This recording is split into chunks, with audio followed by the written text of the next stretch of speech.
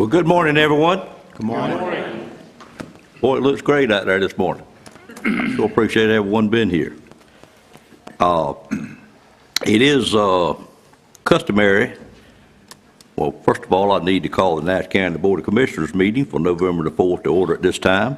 It is customary for us to begin our meetings with a prayer by a city commissioner and then a pledge of allegiance to the flag. If you will join us in those two items. During the prayer, you're welcome to stand and join the commissioner in that prayer. You're welcome to use it for your own prayer, or you're welcome to use it for a moment of silence, whatever how you're led this morning. That will be done by Commissioner Gwen Wilkins, and then Commissioner Outlaw will lead us in the pledge of allegiance to the flag. And at this time, I'll call on Commissioner Wilkins. Thank you.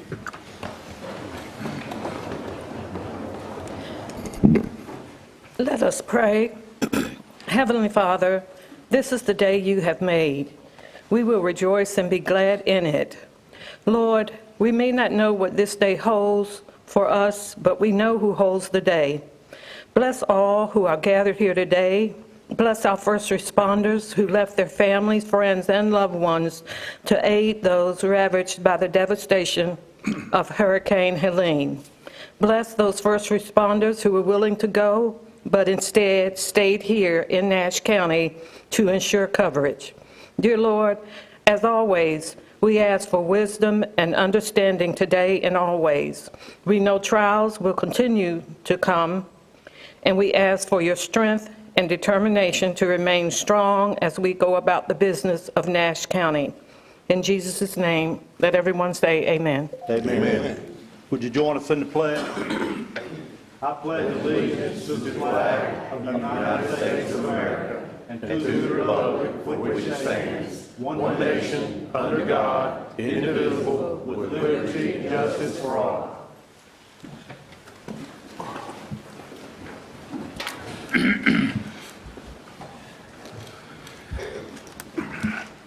Thank you, Commissioners. At this time, we're on item number 4, which is approval of the minutes for the previous month. Those consist of 2 meetings. On October 4th, we had a joint meeting with the Nash Public School Systems, and then our regular meeting on October the 7th. You have those minutes on your iPad this morning, and at this time, I will accept a notation for any changes or corrections that you may have to the minutes, or an approval of the minutes as written. So I'll call for that motion or either any corrections at this time. Mr. Chairman. Commissioner Outlaw.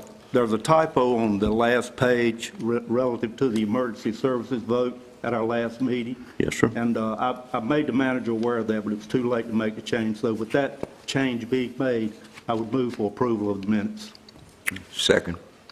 All right, have a motion on the floor for approval and a second by Commissioner Belfield. Is there any questions on that notation? Seeing none, all in favor of the motion as stated, let it be known by saying aye. Aye. Any opposed by a like sign. Minutes stand approved. Thank you. Ladies and gentlemen, we're now on item number 5, which is public comment. And this Board of Commissioners is glad to hear from our citizens at the first meeting every month that we have. And we do have a sign-up period out front. I had one person to sign up this morning, but I will listen to those first, and we're going to have some adjustments to this public comment period a little bit later on our agenda, some minor adjustments, but if there is someone else here that did not sign up, didn't realize you needed to, after I get those that signed up, we'd be glad to hear from you because our board does like to hear from our citizens. That one person was and of course, if you're on the agenda somewhere else, we would ask for you to wait to that point, like a public hearing or whatever it may be. But if you are here and want to speak under public comment, the first person I have is Sheila Freeman. And if you would come forward, Sheila, and if it's the Sheila that I know, we're very pleased to see you this morning. Former employee of Nash County. If you would state your name, not necessary, and address for the record, I'd appreciate it. Okay, it's Sheila Freeman. I have a home on Redbud Road, Castelia. I appreciate your time this morning. I'm no more anxious to be up here this morning than I was 12 or 14 years ago when I tried to get up here. But in full transparency, I was Nash County's first HR director with 20 years of prior experience in HR and benefits experience. I am now a Nash County benefits eligible retiree. During my tenure with the county, along with others, including benefit legal counsel, combined several older policies in about 2007, I think, into one retiree benefits policy. That was to incorporate updated terminology and to make it into one document. There were no changes to anyone's benefits at that time. I tell you this to let you know that I feel like I have a pretty good understanding of the county's benefit policy and health benefits in general. At the last commissioners' meeting, there was a presentation requesting a change to retiree medical insurance. I really appreciate Commissioner Outlaw's discussion and his desire to include retirees in the process. I also appreciated your vote to allow the county manager to make the final decision, taking into account the concerns of the retirees. Since October the 22nd, some retirees have communicated their concerns to the manager, and we appreciate her willingness to listen and her recommendation today to delay that decision until August of next year. But we feel so strongly about this issue, we felt we needed to go on record with the commissioners and let you know we are not in favor of transitioning to this plan now or anytime in the future. I am concerned that many retirees who seem to be offering an overwhelmingly positive response to staff about transitioning to the MATPD plan do not fully understand it. As you know, health benefits are complicated, and Blue Cross Blue Shield did not provide the staff with a comprehensive summary to present at the meetings. If everyone had received apples to apples comparison, it would have helped, but most people only had what they saw on the screen to compare. At any rate, I'm here to let you know that every retiree I've heard from, directly or indirectly, since I learned of the plan on October the 22nd, is not pleased and not in favor of losing their Medicare supplement plan.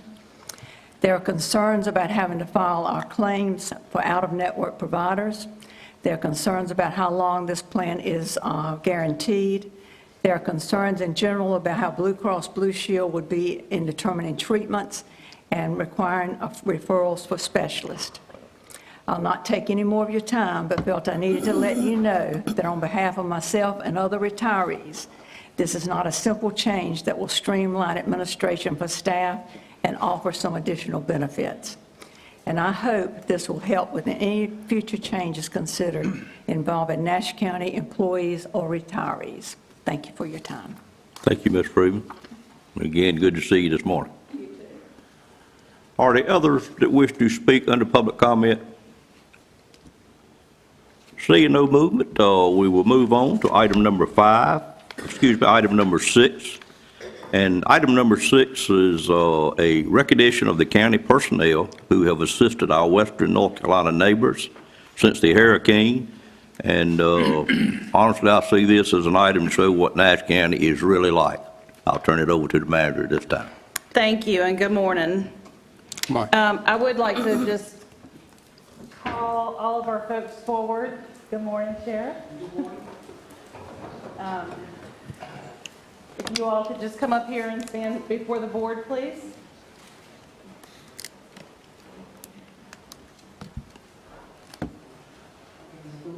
How are you doing?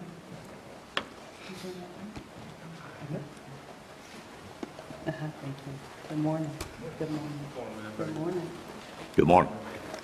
Good morning. Morning. Good morning. Thank you all. Thank you all for joining us this morning. This is a large group of folks, and we won't keep you too long, but we did want to take an opportunity to recognize you for your service out west to our western neighbors, and allow our board to express their appreciation as well. So I'll just get to the agenda item here.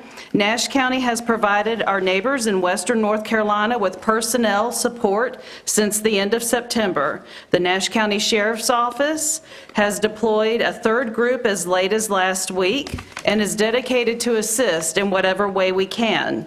Staff aided in initial recovery efforts using cadaver canine units and assisted multiple families with the return of their loved ones. Others provided welfare checks on remotely located citizens and offered essential food and water and surveyed them for their immediate needs. For several weeks now, staff have been providing security and patrol details for the Yancey County Sheriff's Office.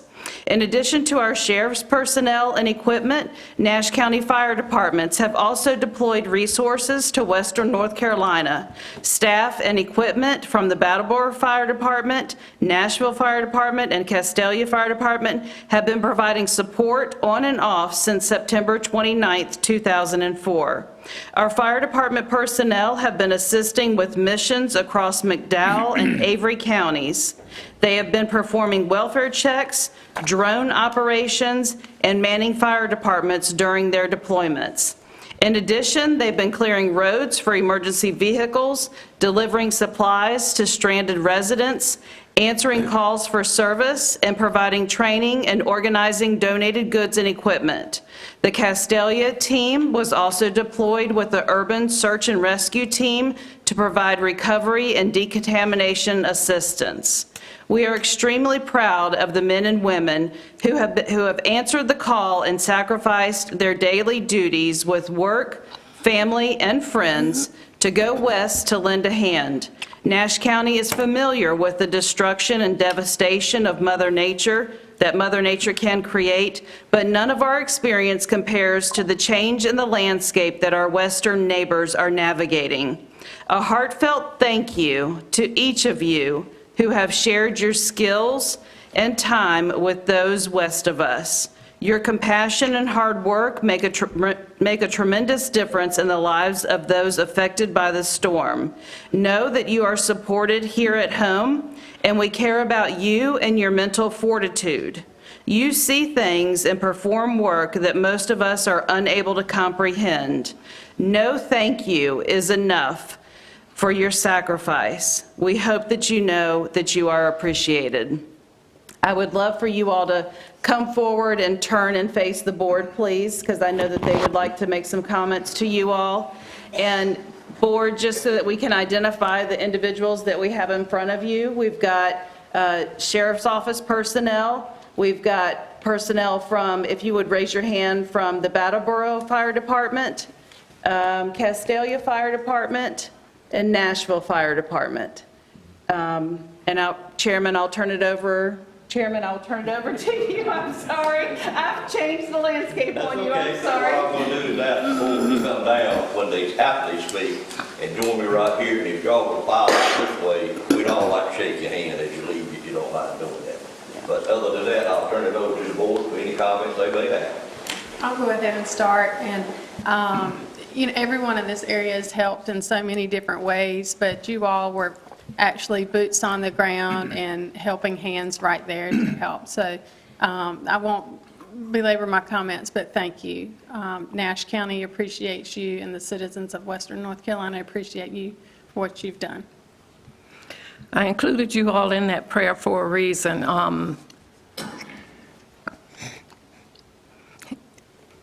You left your families. You went to an area you didn't know what you were going to expect, and you ought to be commended for it. That's all I can say. And I thank Sheriff Stone for seeing that need and sending you all there and still ensuring that we had coverage behind. So thank you. Appreciate what y'all did, and I've had a lot of firsthand information on this because my son-in-law spent several days up there, and his words were, you just can't believe what it's like. And if you don't believe in God, you need to go up there. And so I just appreciate what you did and going that extra mile and doing for those people what they really needed at this time, because we don't ever know when it might be our turn, and we need help from them. Thank you. All right.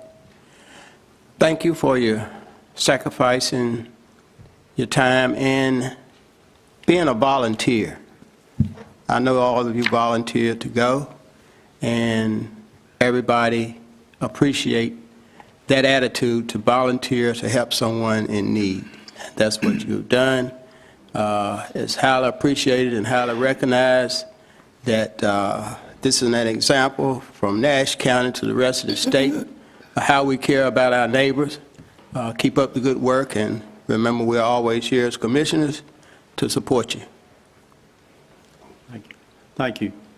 In 1999, we had a tragic event in the eastern part of North Carolina, and it specifically affected me in Nash County because my mother was flooded completely out, water up to the top of the windows. And I thought at the time, as we went through that home and tore it apart and used a lot of Clorox and things like that, that was the most tragic event that could happen in a person's life. And it was terrible. It was a terrible event here. But then I see what happened in western North Carolina. It's just beyond anything that I can even imagine. And I had the opportunity to reach out to the sheriff during that time. I was praying for you guys. I mean, literally praying for you guys, because I know that you were seeing things that were just unimaginable to most of us. When you've got cadaver dogs that are detecting people under mud, and it's just a terrible thing that you've experienced. And I don't think I could say anything that would express how much I appreciate what you did, what you do every day. And I know that it's not always apparent that we appreciate you folks like we do, but we do. And thank you again for what you did. And I'm here, and I'll always do what I can do to support the sheriff's office. Thank you, Sheriff. Thank you guys from the fire departments and from Nashville for going and doing your duty and pausing your life here to do for others that were in need. First of all, I want to thank all of you from Sheriff's Department, the Fire Department. Your training, I'm sure you did a wonderful job, because now with the climate change, we're going to have to depend and work with one another in order to survive. And that's what God wants us to do, because He mentions in the scripture love over 300 times. And that means we need to love one another, understand one another, work with one another. And you did that. And I'm thankful, grateful that you did, because we never know where these devastating storms or the weather will hit. And we may need help, and they come and help us. So congratulations on a job well done, and keep on learning more about disasters, first responders, and do your duty. We appreciate, you may not hear it all the time, but we do appreciate what you do. If I could ask the board to come down this way now and do it. Can we just give them a round of applause? Oh, yeah, there you go.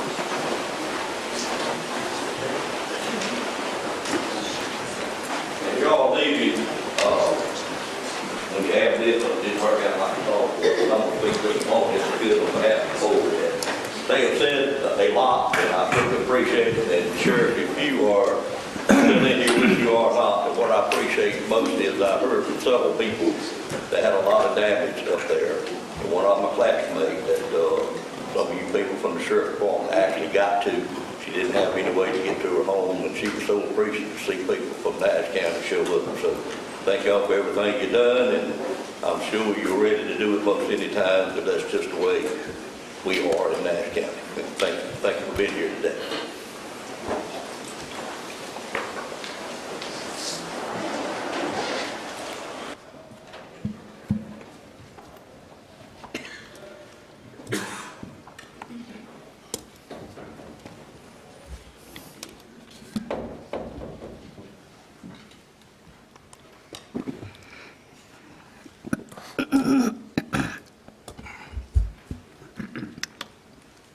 You were finished with that item?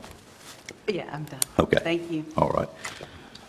We'll now move on to item number 7, and quite frankly, item number 7 is not one that any of this board looks forward to doing. I would be the first to say that, but life is what it is, and we are here today to approve a resolution for one of our members. This will be his last full meeting, and I'd just like to say a few things and then read the resolution, and then I'm going to ask the board to have their comments after we do the resolution, if that's okay. And it's for, of course, Commissioner in the 3rd District, Mr. Dan Combs. Dan, prior to 8 years ago, I knew who Dan Combs was, but I really didn't know Dan Combs.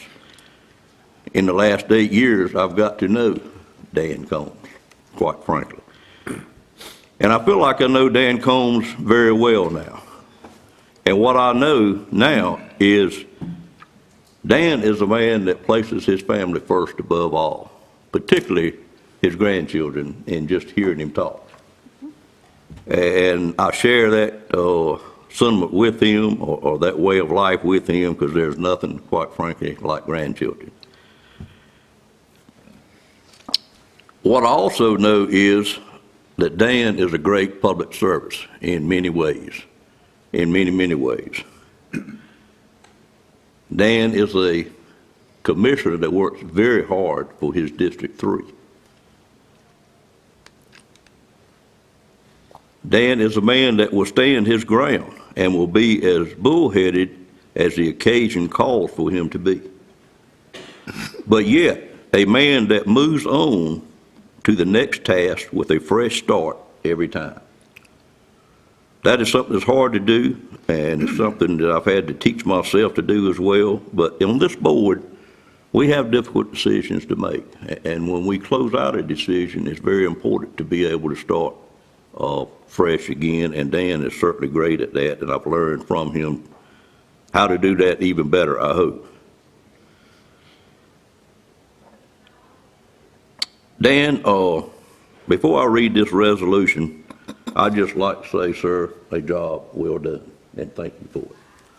Our resolution prepared by staff says, whereas Mr. Dan Combs served as a member of the Nash County Board of Commissioners for 8 years, having been elected to the seat for Commissioner District 3 in 2016.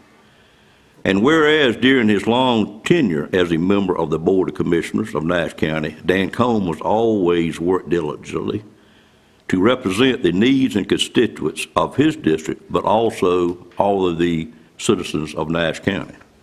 Whereas his service, wisdom, guidance to Nash County have contributed to the growth and economic welfare of Nash County, and whereas during his tenure on the Board of Commissioners, Nash County has accomplished a great deal.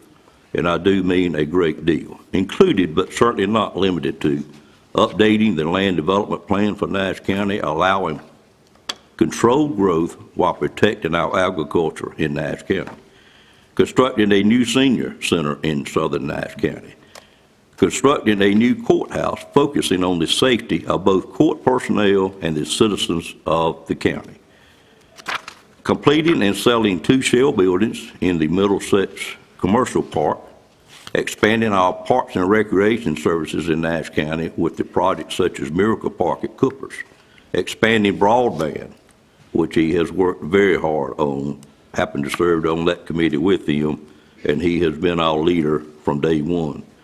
To get it to the underserved portions of Nash County, establishing also a third EMS station, which was a very important item to him when he first got elected in District 3, to provide more efficient emergency services to the citizens in that district. Building a new Pet Connection Center, constructing Charter of Freedoms out here at the courthouse, helping to secure grants, committing additional matching funds to construct a new state-of-the-art Red Oak Elementary School, increasing the county-funded teacher supplements and improving the pay structure for the Sheriff's Department as well as the EMS Department that he worked very hard on during the last year.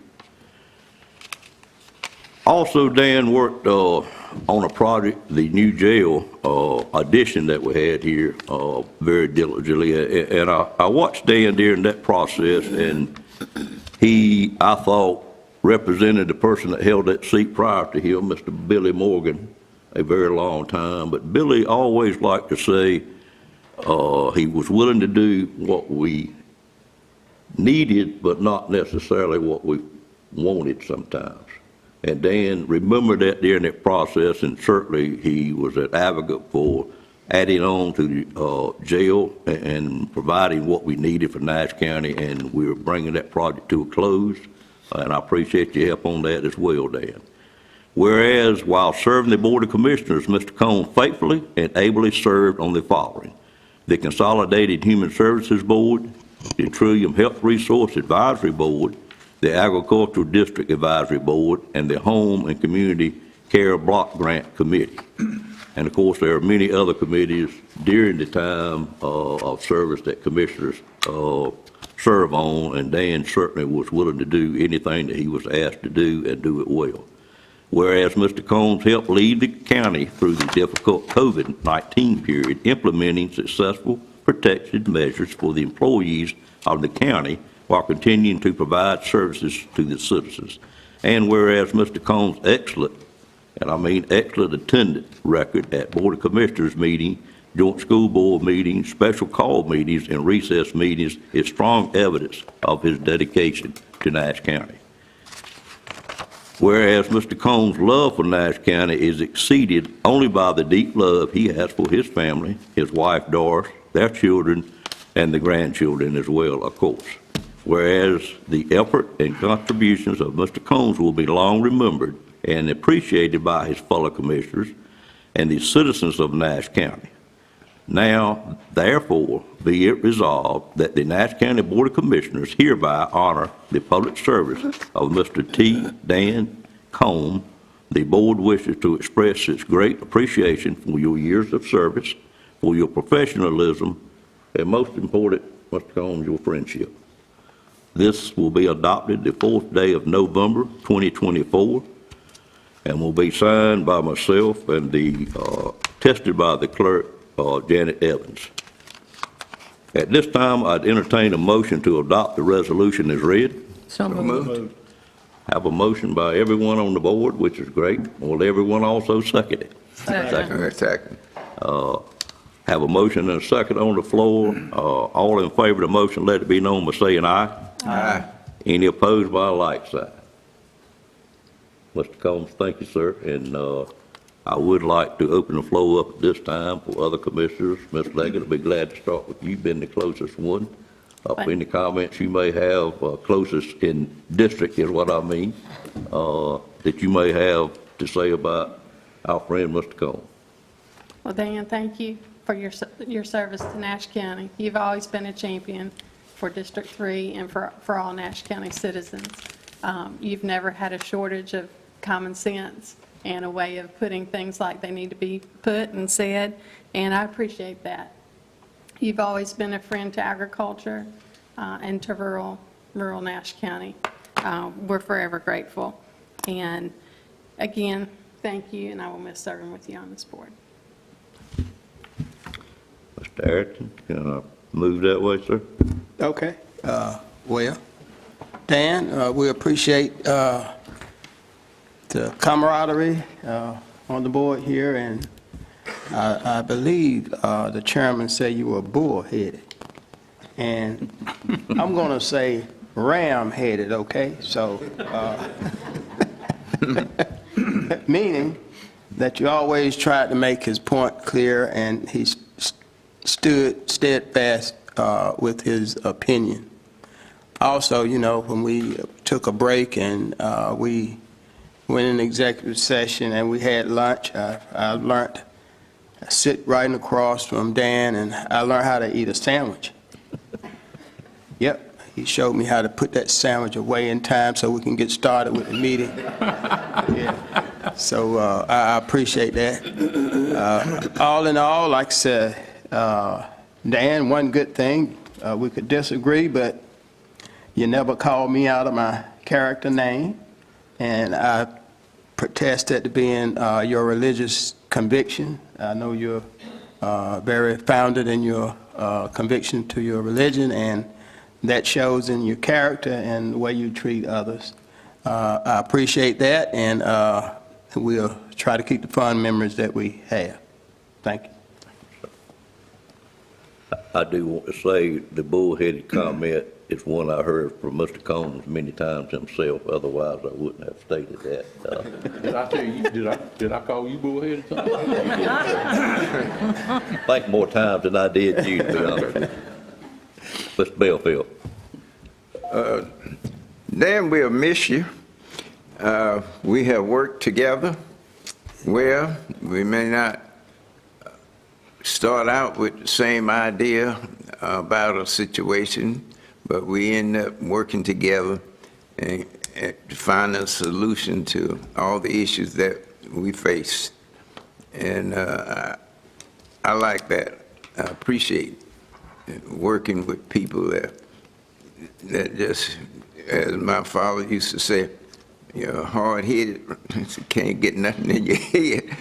But we work together well, and I will miss that, or miss you in doing that. But I wish you well, you and your family, and your children, grandchildren. I know there are some things that you do, even though you may not be a commissioner. And just as saying said, keep the faith, keep looking up, and I know everything will be all right for you and your family. Thank you, sir. Mr. Wilkins, I skipped over you. I realize I'm going to come back to you. I'm fine. Everyone out there knows I'm a straight shooter, and Dan, you sure know it. So I'm going to say what I need to say. It's a lot I could say about Dan, and I prepared these comments because they needed to be said, and I didn't want to miss anything. He is not someone you can buy. He is not someone you can push around and sway from his convictions. What you see is what you get. When Dan did not bow down or kowtow to those with deep pockets, they ran ugly, damaging radio ads. When Dan didn't vote like they felt he should vote, they ran someone against him. Through it all, Dan maintained his dignity, his integrity, and his character. Now, I'll move on to something else. I won't say Dan and I never gave each other the side eye. We did. I won't say I didn't kick him under the table in closed sessions at times, and yes, we looked at each other and rolled our eyes numerous times, then we bust out laughing. We understood each other. I may not have liked some of his decisions, and he may not have liked mine, but as a commissioner, you shoot your best shot, argue your case, and hope you have a majority.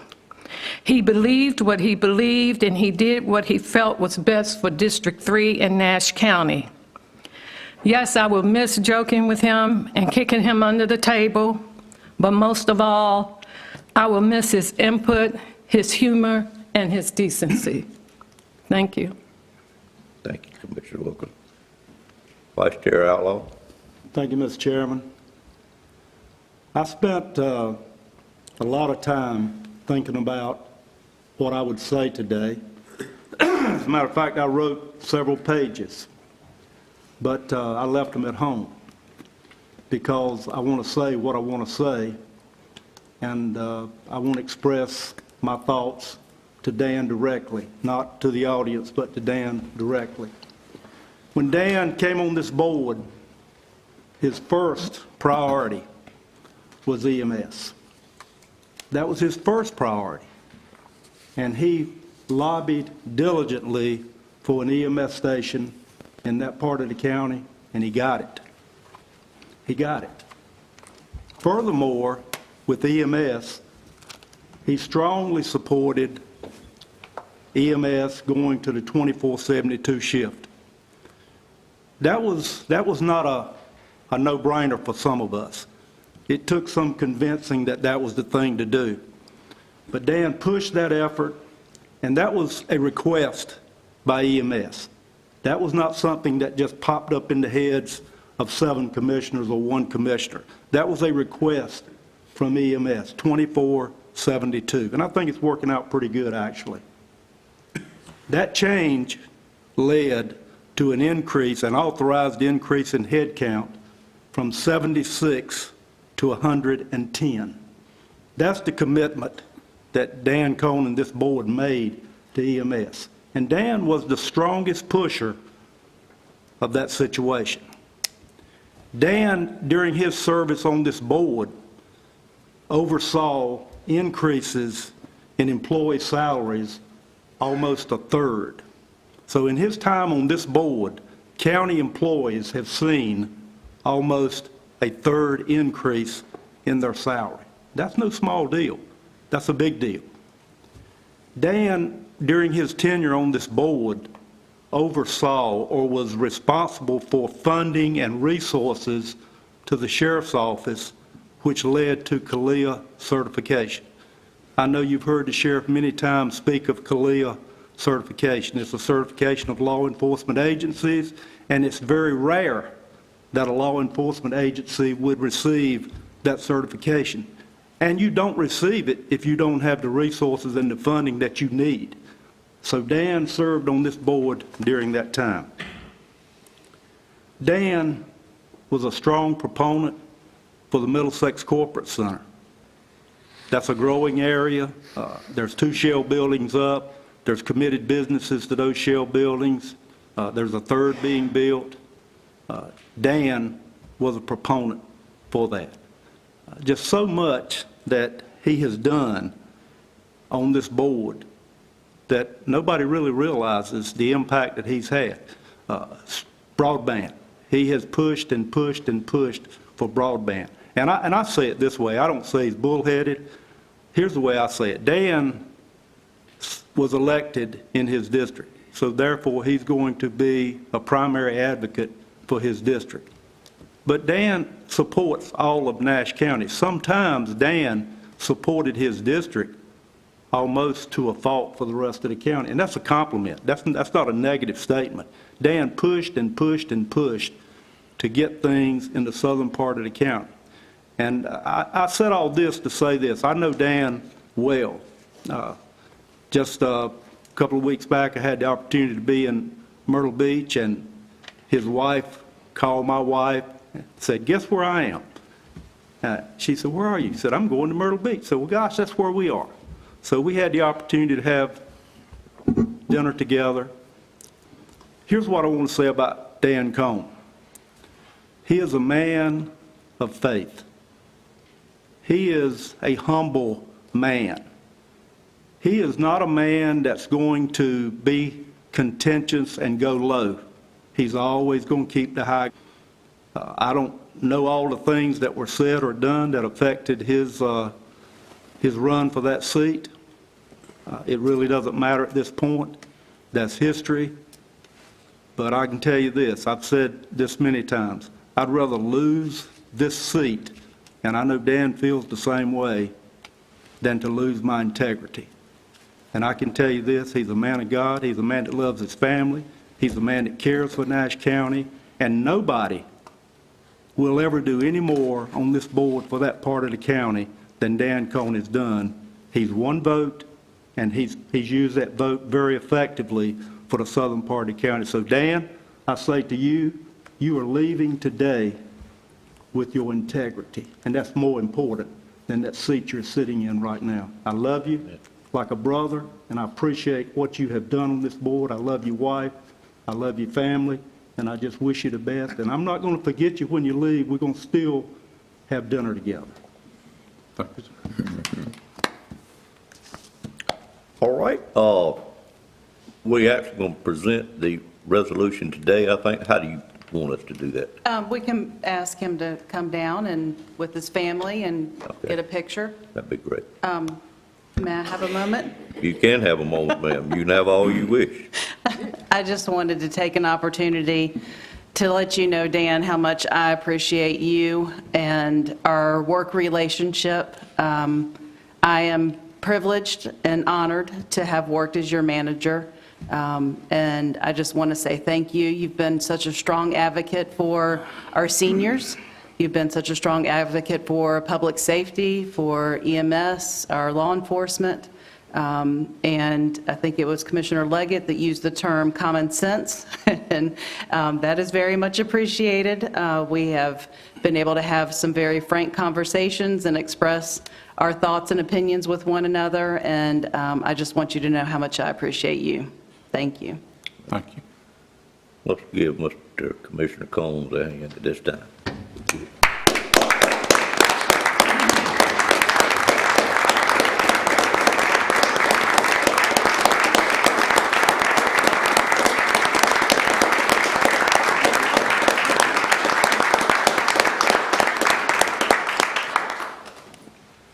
And I think Commissioner Cohen, if come you'd down like to front come and down have and- family join you. Good. See quite a few of them here. Don't be back. Commissioner?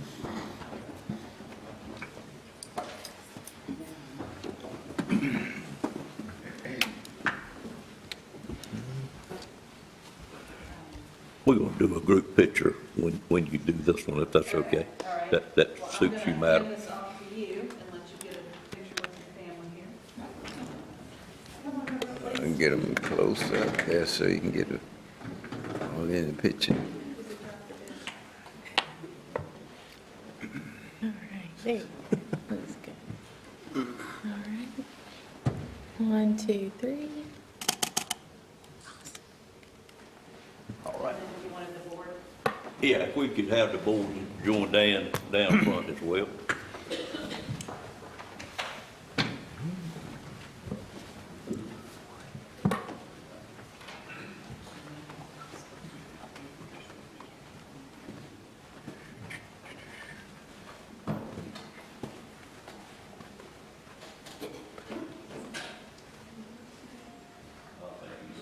Better between you two ladies.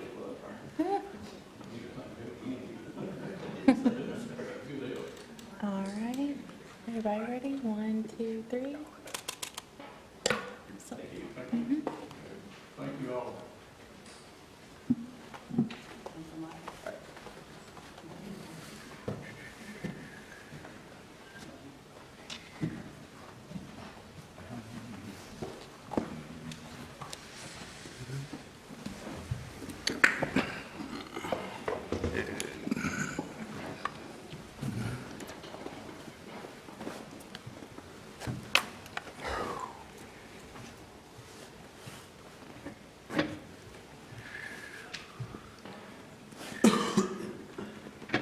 I just want to say thank you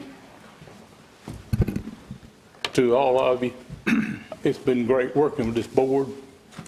Sometimes you have to be hard-headed if you look at this crowd, you know, you got to kind of stand your ground. But I appreciate all of them, and I just know that they'll continue to do the right thing. And if you're in doubt, just think about me, Gwen. What would I do? You know. But anyway, I appreciate my family, and I appreciate the administration, and Stacy, and Jonathan, and Tia, everybody, and I just appreciate it, and I'm going to miss you all. Thank you.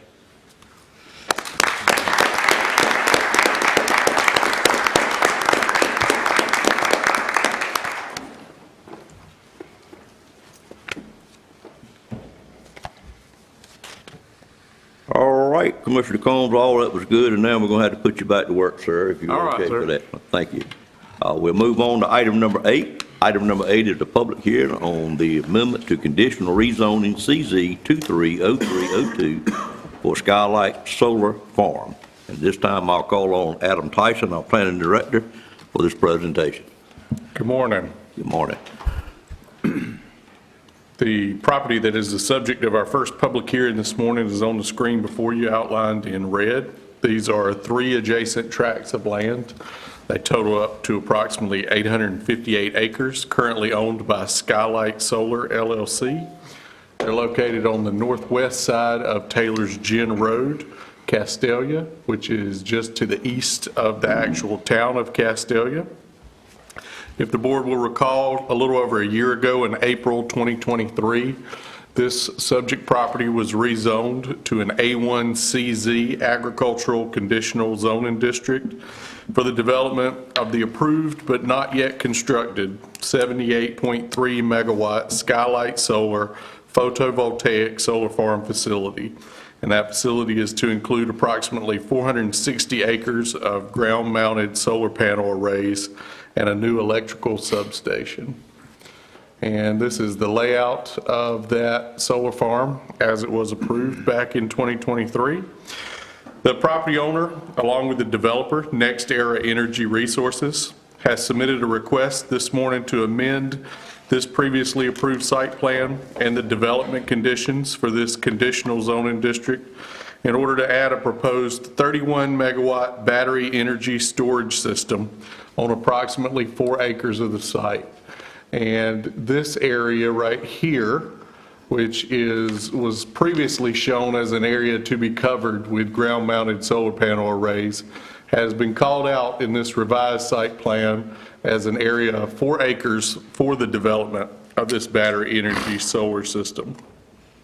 The system will appear similar to a series of shipping containers that would be arranged on a concrete pad, specifically between 30 and 35 of these battery containers.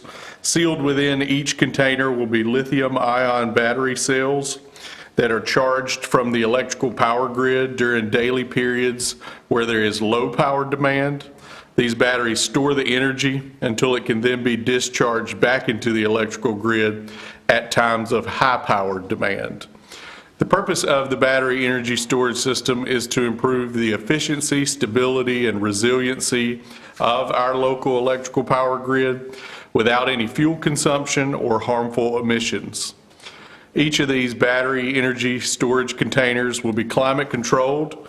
They'll be remotely monitored. They include fire prevention and detection systems, and they're designed to prevent any harmful materials from these batteries from reaching the ground and or the water supply in the event of a fire or other incident.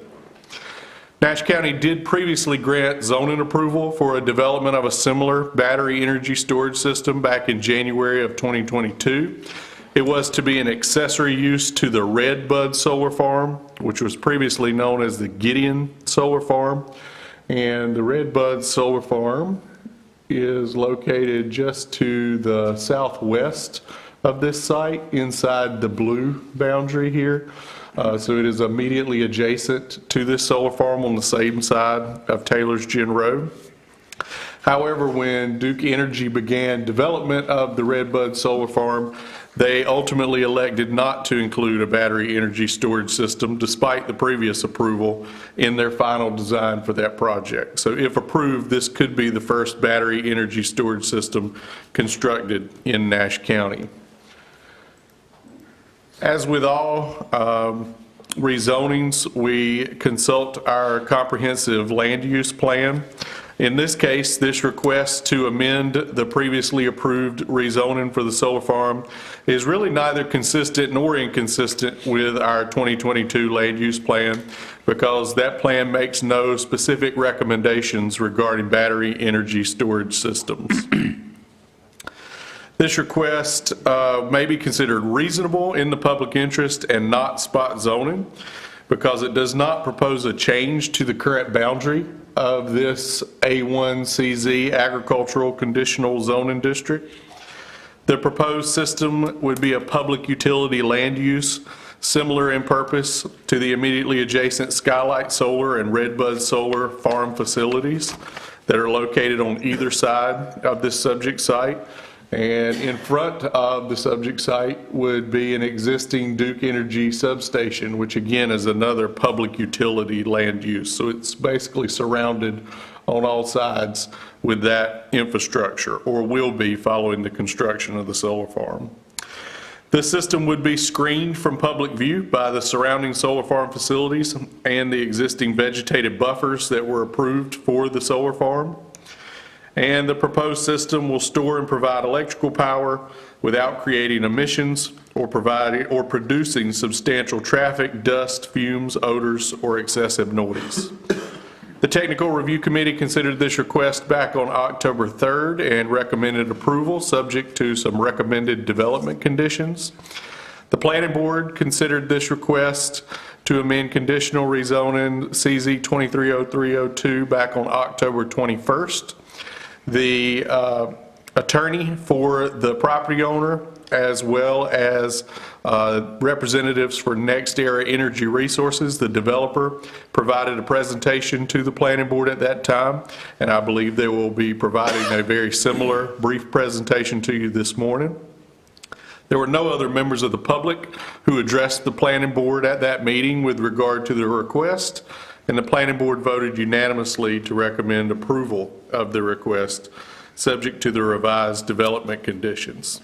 Your packet this morning includes suggested motions for approval and/or denial. Both motions include a suggested statement of plan consistency and reasonableness.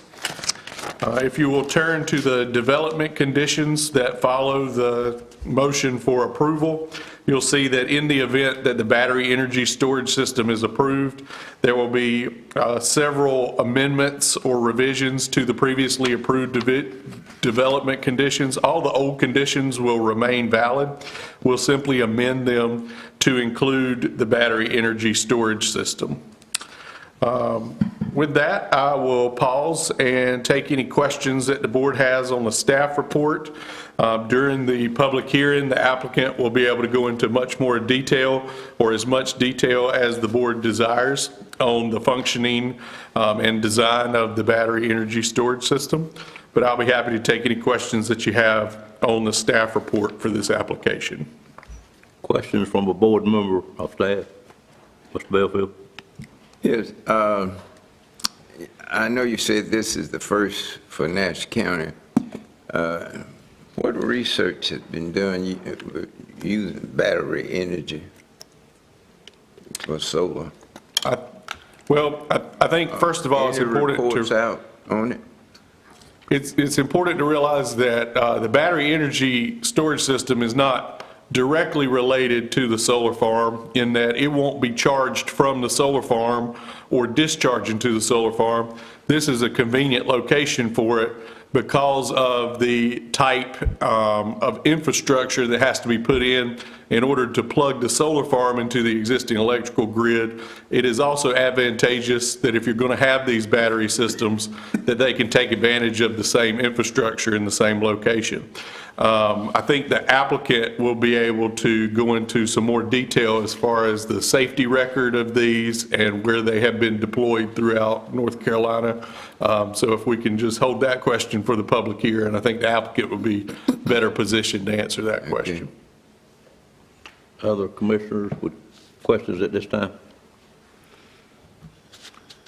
Adam, did you say the Redbud Solar Farm originally had battery storage approved with it? So actually, we have approved one before. We've approved one. Duke Energy purchased that project from the developer prior to construction. Sure. And when they are currently under construction, they decided not to pursue it. So this would be the second proposed, but could be the first actually developed. And could you explain to the board a little bit why this has come back to us? Sure. I don't quite understand why it's come back to us since So- we have approved one before. If you could just make that clear to us. Right. Our ordinance requires for a solar farm that the board approve a conditional zoning district, which was done back in 2023 for Skylight Solar, which would be this solar farm. But it makes the zoning district specifically dependent upon a specific site plan.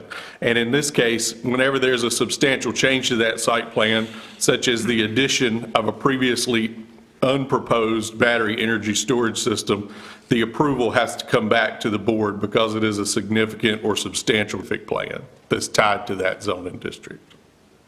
So really, what we're doing is approving the site plan change, but we do that through the conditional rezoning. Right. Is what I'm hearing you say. The actual solar farm approval is not at stake here, just Right. the minor revision to add that 4-acre battery energy storage system. Okay, thank you. Thank you, Mr. Tyson. If there's no more questions from the commissioners at this time, I'd entertain a motion to go into public hearing on this matter. Move we go into public here. Motion by Commissioner Belfield, is there a second? Second. Second by Commissioner Arrington. Any questions on that motion? Seeing none, all in favor, let it be known by saying aye. Aye. Any opposed by a like sign? Motion carries. And ladies and gentlemen, we are in a public hearing at this time. If there's anyone here that wishes to speak from the public on this conditional use rezoning, if you would come forward at this time and state your name and address for the record, the board would be tickled to hear from you. Anyone in the audience wish to come forward at this time? I would call on the applicant then to come forward. Good morning, sir. Good morning. Mr. Chairman, members of the Board of Commissioners, first let me say, Mr. Cohn, thank you for your service. We enjoyed hearing that. I am Nick Tosco, and I'm an attorney with Pointer Spruill, and it's good to be here with you to discuss this conditional rezoning amendment. I represent Skylight Solar, which is the owner and applicant for this project, as well as the subsidiary developer, subsidiary of the developer, NextEra. And with me are some of the technical experts from NextEra, as well as the Skylight Solar representative, Chelsea Lucas, who will give you a brief presentation. But we can definitely answer some of the questions that you all raised and any others that you may have. I just want to give you a little brief background. You all heard this original rezoning back when this was approved in April of '23, but Skylight Solar began researching this project and this site back in 2018. They eventually acquired the 3 parcels, as Adam said, and we've been working on this project for years now, trying to make sure that it's good and in a position that we can provide clean, reliable energy to the grid. So as you heard, the Planning Board approved the original rezoning in March of '23, and then this board unanimously approved it in April of '23. Then we came back and realized, after doing some due diligence, that having battery storage added to the site made a lot of sense. And that's why we're here asking for this 31 megawatt battery project on 4 secluded acres of this site. It may have been a little bit hard to see from the site plan, but we were very intentional about the design to ensure that it is in a secluded area such that no residential dwellings will have any view of this battery storage system. I think that's important to highlight, and it will not be visible from any residential homes that are off Taylor's Gin Road. So as you heard from Adam, and as Chelsea will, I'm sure, go into detail on, battery storage system, what is it, what does it do? It really is a way of kind of reducing variability and ensuring that we can store excess energy and then release that energy at times when there is a shortage or high demand, which, as we all know, in this day of storms and hurricanes and everything, it's a valuable commodity to have. So what it's made up of is essentially, as Adam said, several containers that are filled with these lithium-ion battery cells, and they have very sophisticated control systems, which we can describe in more detail, but they have comprehensive safety features, and that is really a top priority of Skylight Solar and Nextera, is ensuring the safety and the compatibility of battery storage systems. I just want to kind of go over quickly the overview of the benefits of this project, because I think it's important for you all to know that and to be reminded of what we discussed back, in April of '23, that this will be contributing a significant amount of clean energy, both the battery storage and the solar farm itself, to the grid operated by Duke. And additionally, the project is anticipated to generate close to $7 million in tax revenue over the life of the project for Nash County residents. It'll create approximately 175 jobs, and the way that it's been designed ensures that it will have no significant noise and will not have negative impacts for adjoining landowners. We've gone above and beyond with the overall site plan to ensure that we go above what the setback requirements are from the UDO, and we've ensured that this battery storage also exceeds what's required from a setback perspective. So we believe that this amendment to the site plan is consistent with the Nash County Comprehensive Land Use Plan. It's not high density. It's consistent with adjoining land uses. As you heard, there are other solar farms right in the nearby area, including one right next to this site. And that battery storage is compliant with the UDO and the specific standards outlined in the UDO in 11-4.72. So for that, we would ask that you approve the rezoning amendment, and we thank you for your consideration of this request. And I'm happy to answer any questions now, or I can answer them along with Chelsea Lucas after she gives her presentation. Board member have any questions for the attorney at this time? Ms. Leggett? This question is not so much for you, but I wanted to see, is there a member of the staff that could speak to the safety issues and how they're working with local first responders to make sure that they're trained and aware, just for the board and the public's knowledge? Yes, we have a safety expert that will provide that, and you'll hear from Chelsea, but we've already done a presentation and training with the fire chiefs. And very good. So she'll go into that in more detail. Other questions of the attorney? Yeah. Battery stored energy. Once it's stored, then where does it go, or what is it used for energy? I'm sorry? Battery stored energy. Where does it go from there? It goes into the grid through into the electric grid, through the transmission line. And I'll let them give, are you asking where does the energy go from the battery storage system right into the? Yeah, where from there? From the storage system, where does it go? The energy. Yeah. Mr. Belfield, it goes right into the grid system, just like the energy from the solar farm. It's another method by putting energy into the grid, and then it will be dispersed throughout Duke's territory. So it doesn't go through the solar system. No, sir. The solar it farm, goes correct. straight. Yes, sir. It's two different items that will be supplying clean energy. Okay. All right, proceed. Good morning. Good morning. Good morning, Commissioners. My name is Chelsea Lucas. I am the developer on Skylight Solar and the proposed battery storage system. Appreciate your time this week, and I'm just going to walk through a quick presentation. We did provide the same one to the Planning Board, and then after, I'm happy to answer any questions that any of you may have. I also have my full team here with me today to answer any specific or technical questions.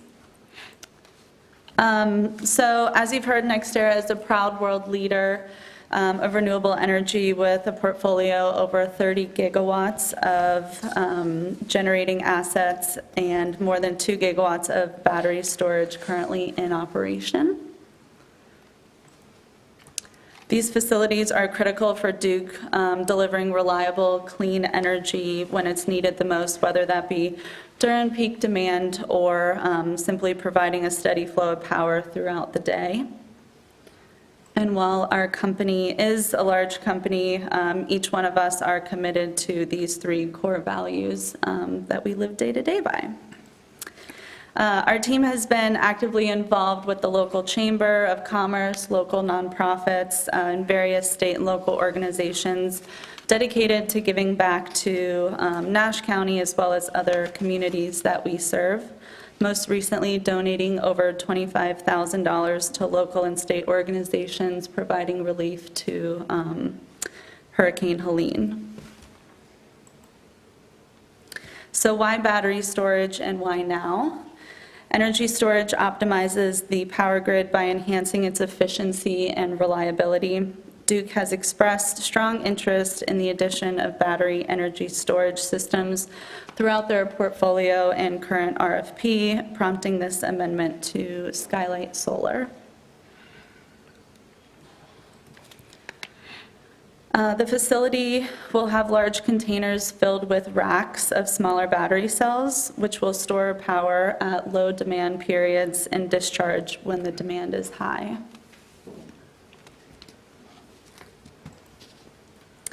The system will include multiple self-contained storage enclosures that will house the batteries and the controllers.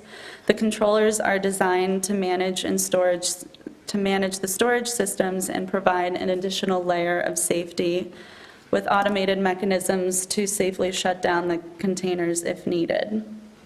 These enclosures will contain an HVAC and battery protection system to ensure its safe operation. And while the batteries are quiet, the HVAC system will be the most evident sound. Given the vegetative buffer and the nearest dwelling being over 1,500 feet away, the noise level will be negligible. NextEra plans and will abide by all regulations of the county, state, and federal regulations to provide a safety management plan for this energy storage system. So as mentioned, on October 22nd, we did host a battery storage safety and fire training with Nash County Fire Marshal and all the fire chiefs. This training covered an overview of the battery storage systems, the guidance on handling the rare occurrence of a thermal event, and a detailed look at the components inside these storage containers. At NextEra, we don't take this responsibility lightly. NextEra operates a state-of-the-art control center at our headquarters in Florida, which monitors all of our facilities across the country 24 hours a day, 365 days a year, ensuring real-time response and system readiness for all of our generating assets. This level of monitoring and oversight means Nash County can trust the safe and reliable operations of the solar facility as well as the proposed energy storage system. So as Nick and Adam have outlined, we're here today to ask for your support on this battery energy storage system. I appreciate your consideration on this amendment as we work together to make Skylight a built success. So happy to answer any questions you have today. Any questions for Chelsea at this time? Mr. Chairman, here it says gases may be purged to prevent any buildup in the container. How do you purge the gases? So I do have one of my battery experts here with me, so I will let her discuss that specifically.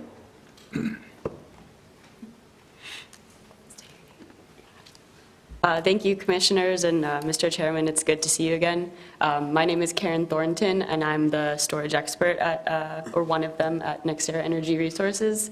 That's a great question. On the very rare chance that there is a thermal event, we have ventilation systems within our containers, and we also have deflagration panels, which are basically like a pressure release valve. So these gases will not build up, and There are very, very few amount of these gases that will actually be released, and they will dissipate very quickly and pose no threat to the local community.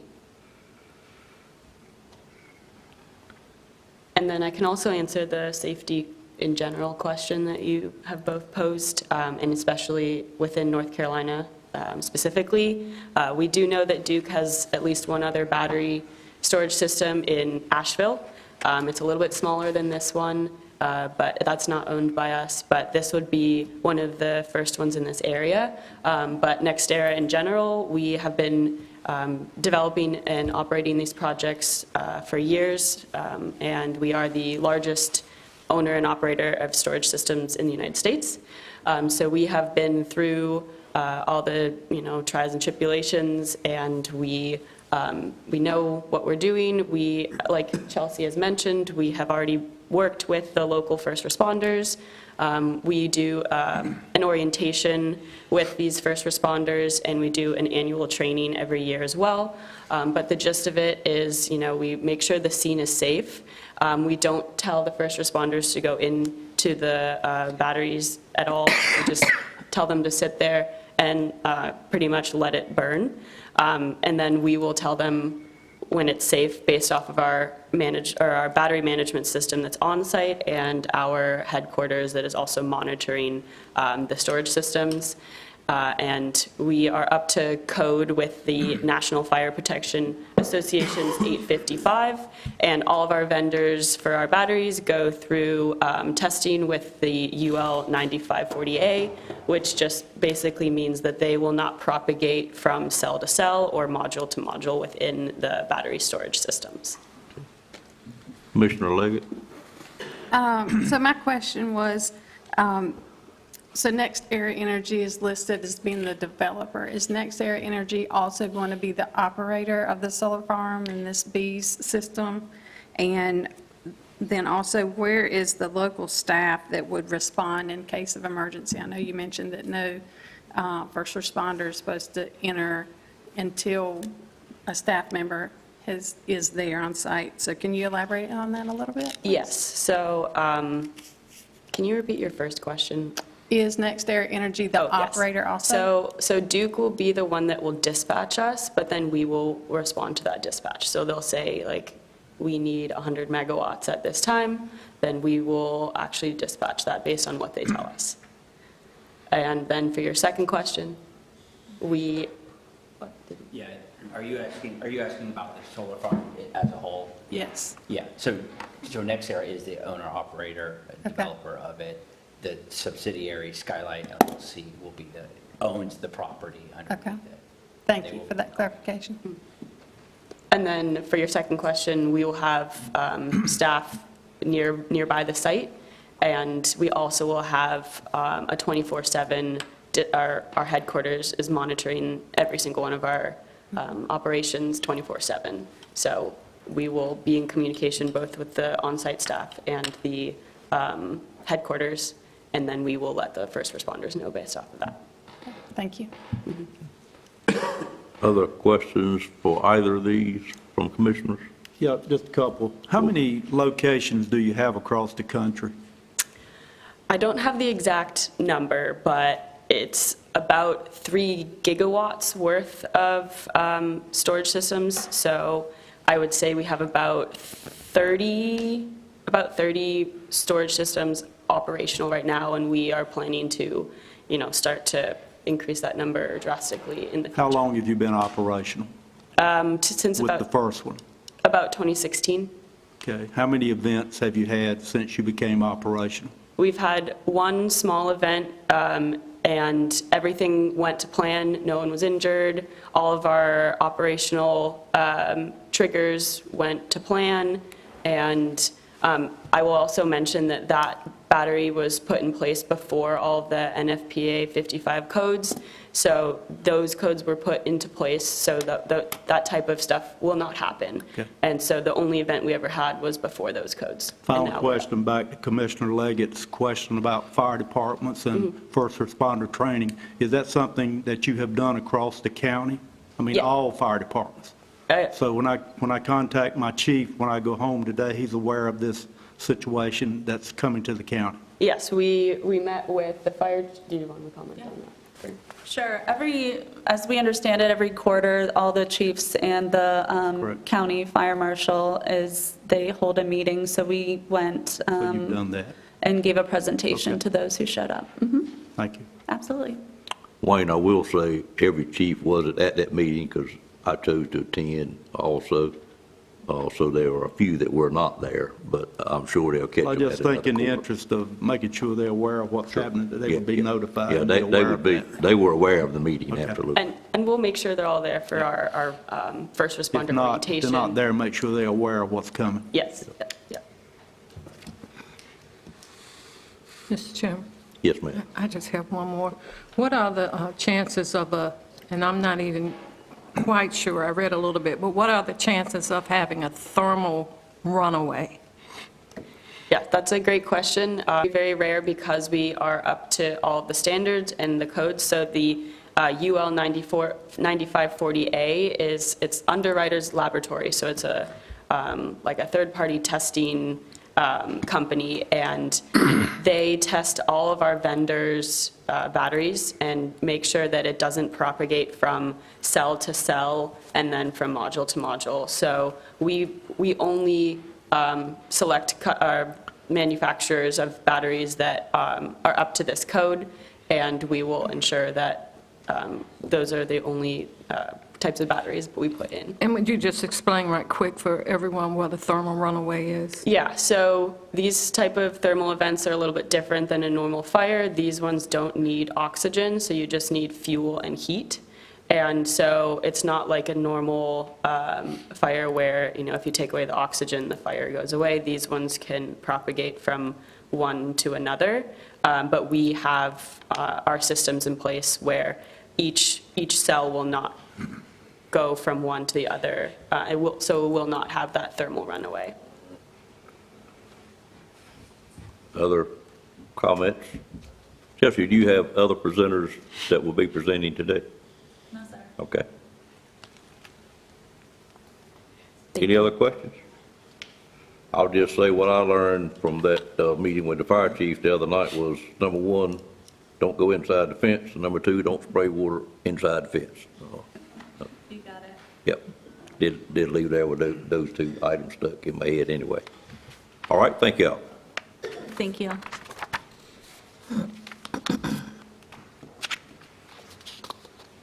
Mr. Gerlach, if you don't mind standing up, I'll see you there. I know you've been working with these people.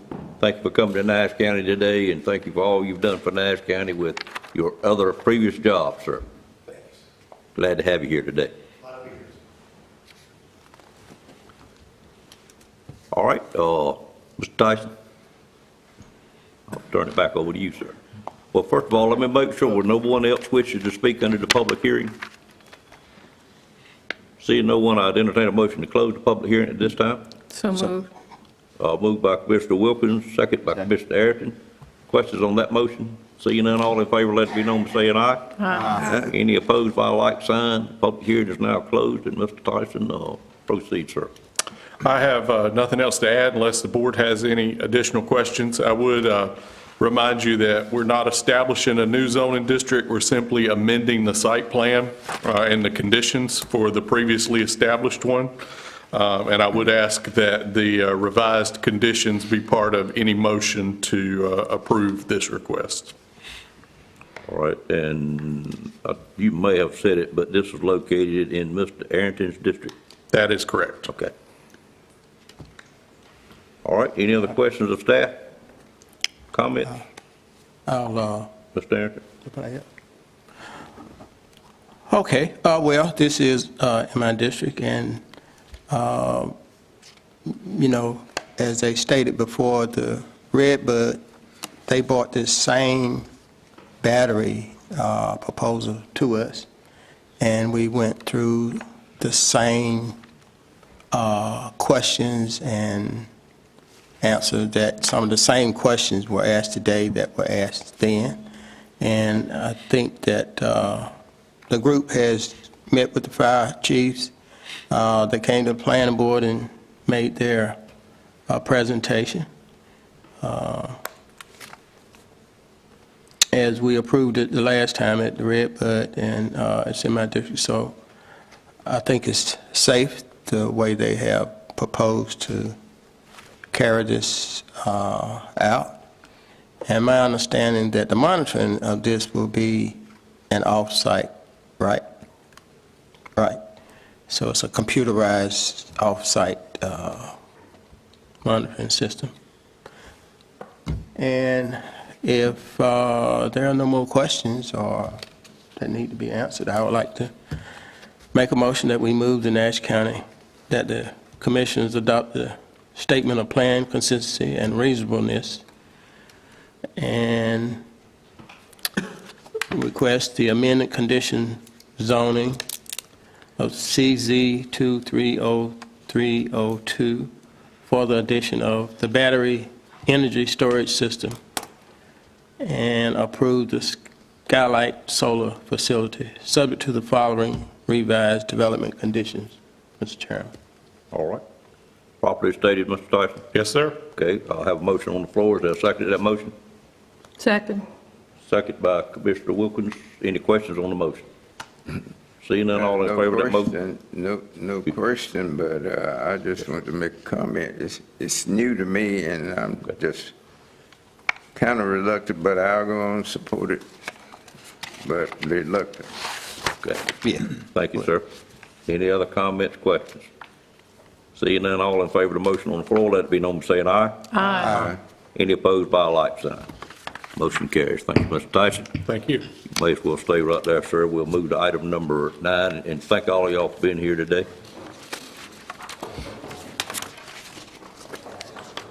Yes, sir.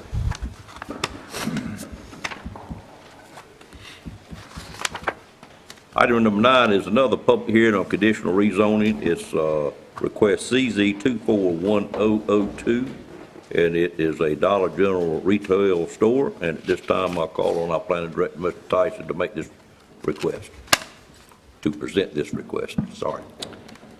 This time, the subject property is a 1.95 acre lot. It's highlighted in red here. It's currently a part of this larger tract of land that's owned by William E. Glover. As you can see, it's at the southwest corner of Stony Hill Church Road and West Torrance Church Road.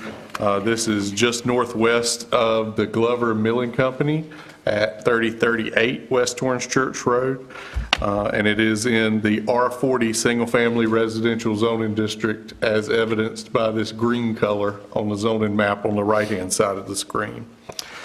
This request has been submitted to rezone this property to GCCZ, General Commercial Conditional Zone, specifically for the development of a general merchandise store that will be owned and operated by the Dollar General Corporation. This is a conditional rezoning, so it allows for the attachment of reasonable site-specific development conditions with the consent of the applicant. If we turn our attention to the particular site plan here for this corner lot, this site plan has been prepared and submitted by Herring Sutton and Associates in Wilson on behalf of the developer, Vanguard Property Group. It depicts a one-story, 10,770 square foot commercial building. That commercial building will have driveway access here from West Torrance Church Road. The site plan also shows parking spaces, a dumpster enclosure on the backside of the building right here, and an area designated for a stormwater pond in the southwest quadrant. You also have a proposed septic system right here, and this building will be connected to the Nash County Public Water System for water supply. The standard county parking requirements would call for a total of 54 parking spaces based on the square footage of this proposed store. What you'll note is that the site plan only includes 37 paved parking spaces, and then there is an area designated here for 13 additional spaces if they were needed in the future if this building were to change hands or change uses. Those numbers add up to just below the 54 standard. However, as a condition of this rezoning, the developer has asked for this reduction in the minimum parking requirements based on their previous experience that similar Dollar General retail stores rarely require more than 30 parking spaces at any given time in order to accommodate the typical number of customers and employees. Additionally, the requested reduction in the number of paved parking spaces would reduce the amount of impervious area on the site, and therefore it would lessen the overall environmental impact of the development. The paved parking spaces would be here in the parking lot in front of the building toward the driveway, and then these that are immediately adjacent to the building. The additional 13 would not be paved initially, but would be included in the stormwater approval for the impervious surface so that they could be paved now or at a future time in case they were needed in the event that this building were to change uses to something that has a more substantial parking demand than a Dollar General. Planted vegetative screening through trees and shrubs will be provided and maintained not only along the parking lot, but also along all four sides of the site in accordance with our ordinance's roadside buffer yard and adjoining incompatible land use screening requirements. One thing that makes this particular site a little more complicated is the fact that it's located in the WS3 BW Watershed Protection Overlay District. That is a particularly sensitive area in southern Nash County that has additional stormwater and watershed protection rules imposed on it by the state that the county is mandated to enforce. Because it's in this district, the amount of area that can be developed would typically be limited to a maximum of only 24% of the total lot area. When you look at the area of this proposed 1.95 acre lot that would be covered by the building and the parking area, it obviously exceeds that. The proposed total built upon area would be 41% initially without the additional parking spaces, and 51% in the event that those additional parking spaces were paved. And so, of course, both those numbers exceed the standard 24% allowance. The way that a developer is allowed to exceed that amount is through what the state calls the use of the 1070 watershed development option. This allows the Board of Commissioners on a case-by-case basis to increase the maximum allowable built-upon area to up to 70% of a total lot area when there are engineered stormwater controls, such as this pond here, being used on the site. The catch is that the Board of Commissioners can only exercise this option on 10% of the total land area that's within that watershed district. So it is a limited resource that the board has to utilize in non-residential development projects within this district. The board has used this option on two previous occasions, once back in September of 2019 for another Dollar General retail store that fell into this same watershed overlay district. That is the one currently located at Flood's Chapel at 6245 South NC Highway 581. The board used the 1070 option again in May of 2021 for a gravel parking lot addition that was proposed beside the former W.S. Strickland's Body Shop at 9077 South NC Highway 581. That particular project was when a different tenant was looking to go in that site. That did not pan out. That parking lot, to my knowledge, has not been constructed, and so we may get that area back once we can verify that that project has expired. But assuming that both the two previous projects do go forward, one which is the existing Dollar General and one in the not yet existing parking addition, that would mean that we've used up a total of 1.71% of the land area that has been allotted for the county to approve these higher density, more impervious coverage projects. Approval of this option for this site would increase the total amount of area used to 2.72%, which would still leave 97.28%, or the vast majority of the total eligible area that's available to the board, still available to apply to future non-residential development projects in this watershed district. In the past, the county has used a points-based selection criteria when choosing which project should be eligible for this option. And so in your packet and on the screen is a scorecard, if you will, for this particular project. Projects are scored on several factors, including whether they conform with the county's comprehensive land use plan, what level of contribution they will potentially make to the tax base, the number of new full-time jobs that will be created, the quality of the benefits that will be offered by the company to those new full-time jobs, whether they will reuse existing buildings, and whether they can make use of the availability of public utilities. In the past, a project score of at least 40 points out of 75 possible points is recommended in order to qualify a project for consideration. If you'll look down here, the actual score for this project as evaluated by the staff is 55 points, which exceeds the 40-point minimum threshold, and therefore this project is recommended for consideration by the board for approval of the 1070 watershed development option. The comprehensive land use plan defines this area as a designated residential agricultural area. That's why you see the green shaded area here. The request would be consistent with some recommendations of the plan and inconsistent with at least one. It is consistent because the subject property has frontage along and direct access to 2 state-maintained secondary roads.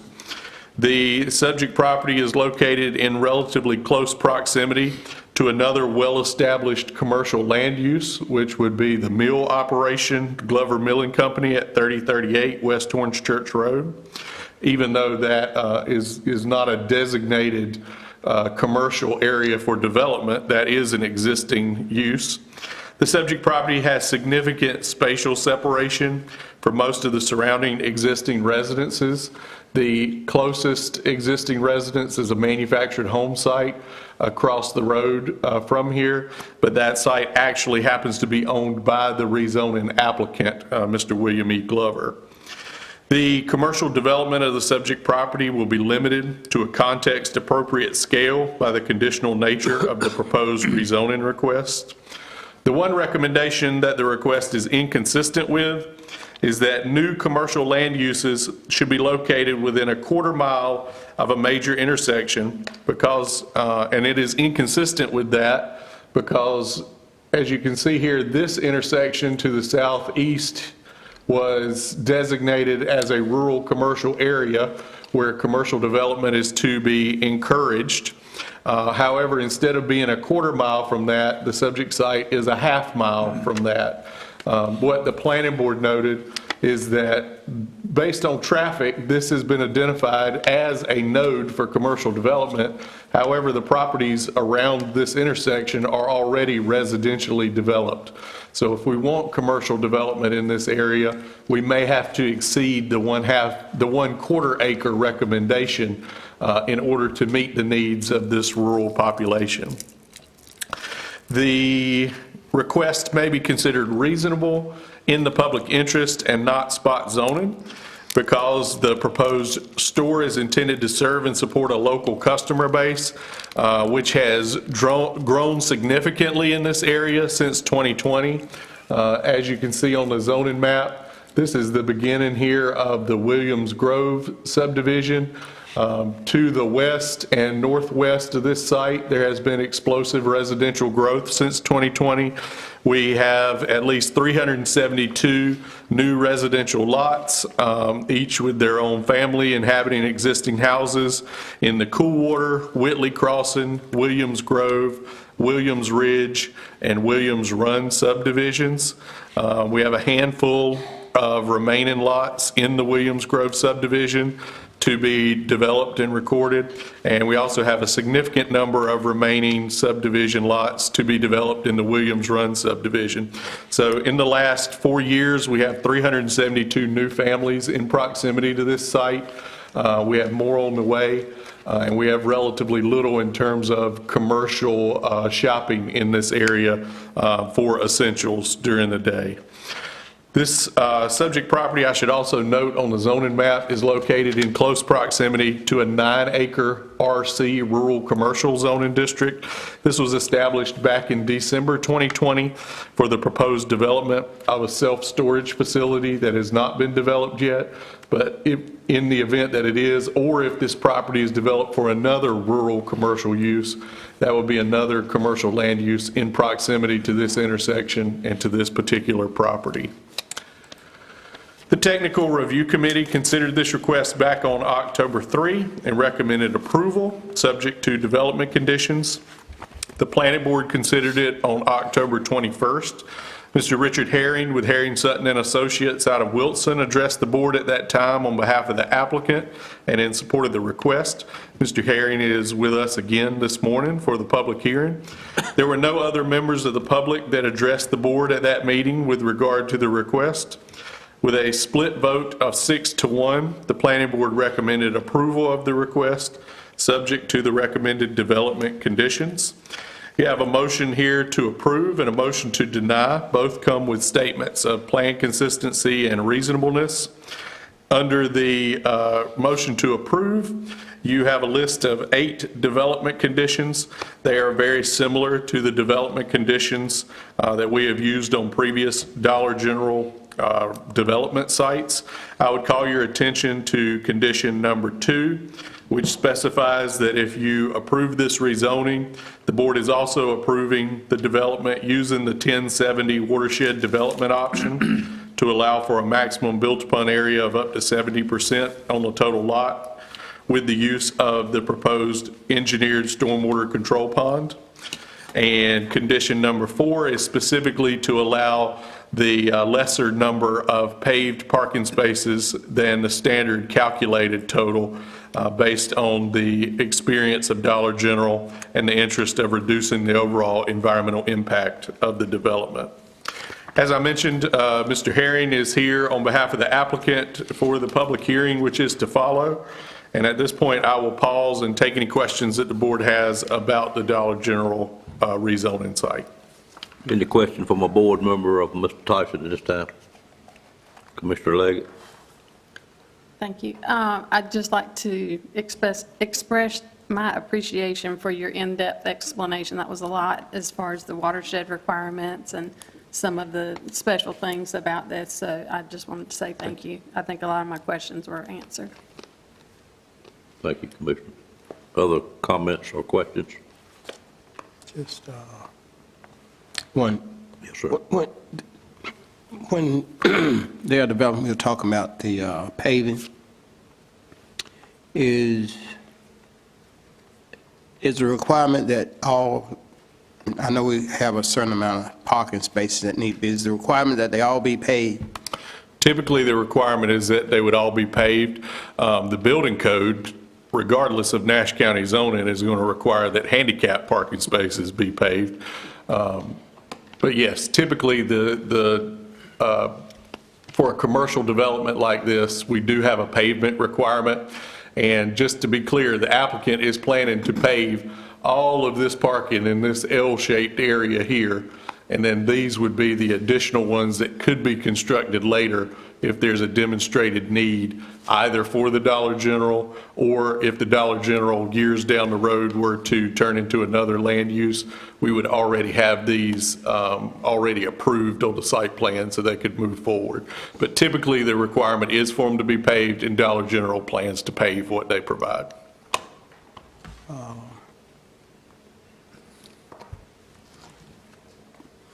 And just one other comment, that I think our last meeting, we were talking about the commercial zone, and, we keep kind of moving that out. Right.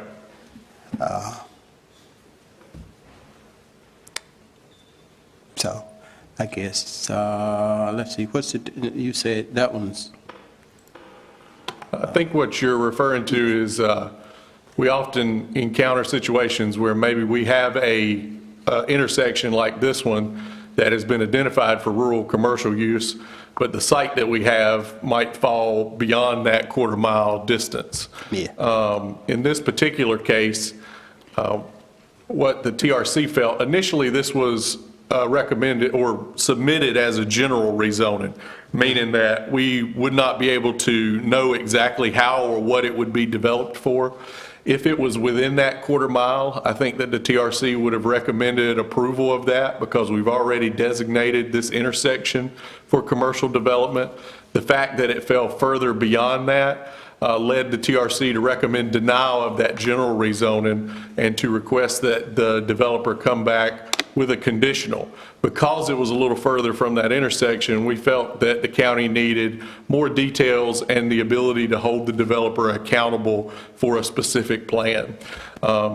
So I guess what I would say is I'm not so much worried about this development area falling more than the quarter mile from this area, but the fact that it does leads us to put more parameters on it and to make sure that if we're doing it further from that intersection, we're doing it in a way that we have confidence as to how it's going to be developed and what it's going to be developed for. So I'm not so much frightened by the fact that it's a half mile instead of a quarter mile, but that extra distance was enough for the technical review committee and then the planning board to recommend that this be a conditional rezoning with more restrictions on it than a general rezoning would have. Plus, I think during our plan use development that we didn't set that distance in stone, but we more or less set it where if cases that we see it reasonable to expand and go beyond. Absolutely correct. All right. Other questions, Mr. Tyson? Just a comment, that intersection, that crossroads will never be developed commercially because there's houses in all four corners. Yep. It's already got residential houses there, so that Right. it's not that it won't be developed commercially. So it's not a good place for commercial, so you got to move down the road. Adam, I also think you had a lot of discussion on that same point at your planning board meeting, and maybe even to the point you may look at that quarter mile to possibly extend it, but that's a planning board matter, and we'll just board and wait to hear from what the planning board recommends on that item. I will say that it was a 6-1 vote, and the one vote opposed was not necessarily opposed to the Dollar General, but was specifically uncomfortable with the half-mile distance. And so that was the main topic of discussion at the planning board. Correct, right. All right, thank you, Mr. Tyson. I believe this is in Commissioner Leggett's district, so at this time I'd entertain a motion to go into public hearing on this matter. So moved. Moved by Commissioner Leggett, is there a second? Second. Second by Commissioner Combs. Questions on the motion? Seeing none, all in favor, let it be known by saying aye. Aye. Any opposed by a like sign? Motion carries, and ladies and gentlemen, we are now in a public hearing to hear from anyone in the audience that wishes to speak for or against this conditional use rezoning. And so if you would come forward at this time and state your name and address for the record, the board would be great to hear from you. Seeing no movement, I'd ask the applicant or engineer if he would have anything he wished to add. Good morning, Mr. Terry. Good morning. I'm Richard Herring, Sutton & Associates. We're here representing Vanguard. Properties in Vanguard has been doing Dollar Generals for 3 decades, but in particular, about 20 a year for the last 5 years. So they know, they know what that is, and obviously all of y'all know what a Dollar General is. I don't need to explain that. And after Adam's presentation, I'm kind of left with nothing else to say. He does an excellent, thorough explanation. I'll be glad to answer any questions. All right, any questions from for the engineer on record for this item? As you said, Mr. Tyson did a great job, evidently. I've been doing this 44 years. He's about the best. He's about as thorough as anybody I know. We hear it many times. Thank you, sir. Good to see you this morning. Anyone else wish to speak? If not, entertain a motion to close the public hearing at this time. So moved. Moved by Commissioner Leggett, is there a second? Second by Commissioner Combs. Questions on that motion? Seeing none, all in favor, let it be known by saying aye. Aye. Any opposed by a like sign? The public hearing is now closed. Mr. Tyson, anything else for the board? No, sir. All right, any questions for staff? If not, pleasure of the board. Mr. Chairman. Commissioner Leggett. Okay, I move that the Nash County Board of Commissioners adopt the statement of plan consistency and reasonableness listed in our agenda to approve the conditional rezoning request CZ 241002 to rezone the property to GC CZ for the development of a general merchandise retail store with the development conditions listed in our agenda packet. All right, properly stated. Absolutely. Okay, have a motion on the floor. Is there a second to that motion? Second. Second by Commissioner Combs. Questions on the motion? Seeing none, all in favor, let it be known by saying aye. Aye. Any opposed by a like sign? Motion is granted and property is rezoned. Thank you. Thank you, sir. I'm going to take care of one more item and then take about a 10-minute break at the request of a commissioner. We have our president for our community college has been with us quite a while this morning. I've heard him say many times before he is still learning in life and likes to learn. I hope you've learned a few things this morning, sir, but welcome to the Board of Commissioners meeting, and we'll be tickled to hear from you. Thank you, Mr. Chairman, and I have. This has been very enlightening this morning. To start, I'd like to address Commissioner Cohn and just say, while I'm not happy this will be the last time I see you in that chair, I'm very happy that I was here to see you in the chair for the last time. So thank you for your support of the county and the college. It's very much appreciated. Thank you, sir. So I am Lou Honeycutt, and I'm very pleased to be here in front of you today to offer you greetings from Nash Community College, now in its 57th year of serving Nash County and the surrounding area. What may be more startling to you, it is to me, Friday of last week started my 6th year as president of Nash Community College, and the first 5 have went really, really quickly. So normally when I meet with you, it's to talk about budgets, for me to ask for money for the next year. I'm not here to do that today. I'm not going to ask you for any money.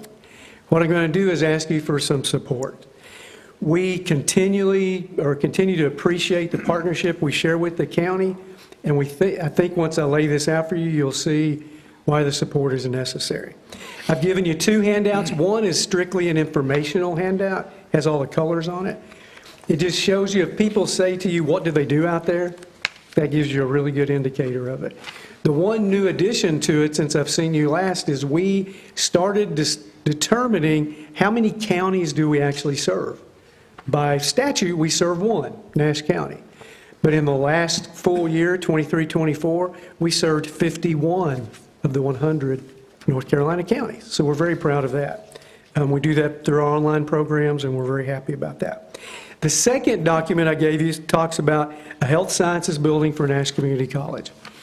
So this idea came about. It is our only capital advancement idea that we're going to put forward to the General Assembly, to the federal level, and to private donors in the next year. The health sciences building on campus would represent a 35,000 square foot, approximately $22 million construction. How will we pay for that? Well, again, I'm not here to ask for money. It is the only capital ask for the General Assembly. It will be the only capital pitch to federal level people. And also we'll do private fundraising. So who will be housed in this facility? Well, it's a health sciences building, so obviously health sciences. And for our 3 main programs, that encompasses our nursing program, our medical assisting program, and our physical therapy assistant program. A lot of other auxiliary components like CNA will be in there as well. Why do we need it? There's really 2 reasons why we focused in on 1 building for this next capital push. We are in an aging facility. Now, I'm going to tell you, we have a beautiful campus, and we have incredible facilities, but they're all aging. And around us, colleges, online and brick and mortar, are gaining new health science buildings and facilities. Students today, I will preface this by saying our quality of instruction, I'll put up against anyone's in the nation.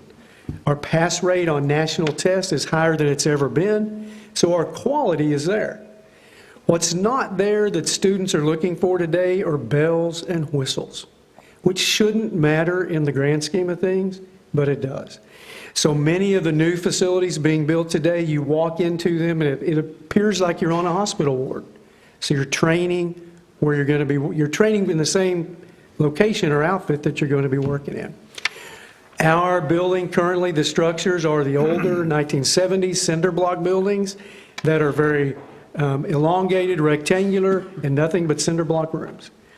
We have as many bells and whistles as we can put in them, but it's just not the showy nature of that. So that's one reason that we need this facility. The pool of qualified applicants for health science positions or health science seats for our programs is shrinking across the nation. They are very difficult to get into for a very good reason. If you pass a nursing program, we want somebody that's really been dedicated to do that. Because of that, less and less students at a time when we need more and more and more health professionals are choosing to do something else. We want to continue to be able to attract a pool of qualified applicants so we can continue our program to continue to grow. So that's one thing. The second reason we actually need the building involves Nash County Public Schools. So about 5 years ago when I got here, I really made the mental picture, the mental imprint that I wanted City High, our skills high school, on campus. The early college, our university transfer college, early college. Remember, early college high school and city high school are innovative high schools owned by Nash County Public Schools. Superintendent Ellis and I just agree to disagree if they're really mine, because they're on, at least now they're both on my campus. But the early college has been there since the onset. All the university transfer students, but yet we didn't put the skills high school, arguably as important in an industrial county like Nash, we didn't put it on our campus. Because of that, we were only able to take 6 of our skills down to the old high school facility where it's been. So about 8 months ago, Dr. Ellis and I, we meet every month, and we were meeting, and he said, look, we need to speed your plan up. He said, with demerger, I'm losing school buildings. I've got a part of City High, the old high school at City High, is accommodating less than 100 students. I've got another school of over 300 I need to put there. Can we advance the timeline? I said, absolutely. So I go back to my people and said, we need to find space on campus for at least 100 students. This is at a time when the college is finally growing again post-COVID. Currently, we're around 8% higher this year than we were last year. So when I went to my team, I know in their minds they were thinking, he has truly lost his mind. 3 days later, they came back with a plan and said, here's the classrooms we can allot to City High. We've done that. We started in the fall this semester with both innovative high schools on campus, City High being the new one. Because we didn't have all the space, the school system brought in a modular structure. There's nothing wrong with modulars. It's serving its purpose, but it is not a permanent solution for the college or for City High. So we're crowded, rooms at a premium. That's a great problem to have. But this health sciences building also helps us find a permanent location for City High. We cannot grow City High any larger than it is currently. Yet we've put it on campus where in the near future, every skill we have open on campus will be open to them. So if 2 want to do culinary, 2 want to do advanced manufacturing, 2 want to do robotics, we send them to those classes. We're in a conundrum now. We've got them on campus like I wanted, but we cannot grow any larger than about 100 students. Any innovative high school can have 500 students. The early college runs about 430. City High is less than 100. We can't grow towards that 500 in the current facilities that we have. By building the health sciences building, we then move nursing, med-assist, physical therapy into it. The old Parkview Hall, the nursing wing of Building D, then becomes City High. Permanent position for City High, permanent location for City High. At that time period, we can grow it to the full 500. It is my kind of tongue-in-cheek promise to the General Assembly, if we get this done, In 3 years, the enrollment at City High will more than likely surpass the early college. And the reason I say that, there are high-paying jobs waiting. Keep in mind, these students at City High will finish high school with a college degree and certifications in multiple skills. There are many jobs in this county. We're in a great industrial county where these students can leave graduation the next day, go to work with a wage that's going to support their family. We can't do that if we can't get the student body on campus, can't train them in the areas we have. So again, the health sciences building, is it something the college wants? Absolutely. It gives us the bells and whistles we need. Does it help Nash County Public Schools? Absolutely. It gives us the permanent location for City High. Then again, both innovative high schools are on campus. It's a win for the county. It's a win for the school system. Certainly, it's a win for the college. So what I'm asking for today is not any money, but I'm asking for a letter of support. Timeline's a little short, by November 11th. The reason I'm asking for it by November 11th, I'm meeting with all state delegates and federal representatives on the 15th at a luncheon on campus, and I want to have a portfolio together to show the support from the county, all entities in the county, to support this project. I would also like to ask not just for your written support, but for your vocal support when asked about this program, this project. Again, it's a big win for all of us and will help us ensure not only City High, but our health sciences programs well into the future. So with that said, I would be happy to answer any questions that you have, and thank you for allowing me to speak to you today. Board members have questions of Dr. Honeycutt at this time? I don't have any questions, but I'd just like to say thank you for what you're doing to seek this funding. I know that you're talking to many different groups. Yes, sir. You have a vision for the community college that would certainly help ensure City High reaches its potential, and I appreciate the fact that what you're doing at Nash Community College, and I would support this resolution or letter. Thank you so much. Dr. Honeycutt, I certainly support the City High being located there. As you know, my profession is in dire need of many trades, and our average age is now, I understand, a little above 59-year-old on our job sites for certain electricians, plumbers, heat and air technicians. So we've got to start somewhere. The bells and whistles, I heard you loud and clear. I guess it helped explain the math that I did sitting here of $628 per square foot for your building. I would ask you to continue looking at that. In my world, bells and whistles are reserved for bank institutions and things of that nature, but $628 a square foot is an awful expensive building, so continue monitoring that. And I can't help but think this is, you said 6 times that you're not asking for money, but I feel like it's phase 1 of an ask for money at some later date. So Absolutely. The support money that would come for the building, I will come back to you with in the future. Yes, sir. Okay. All right.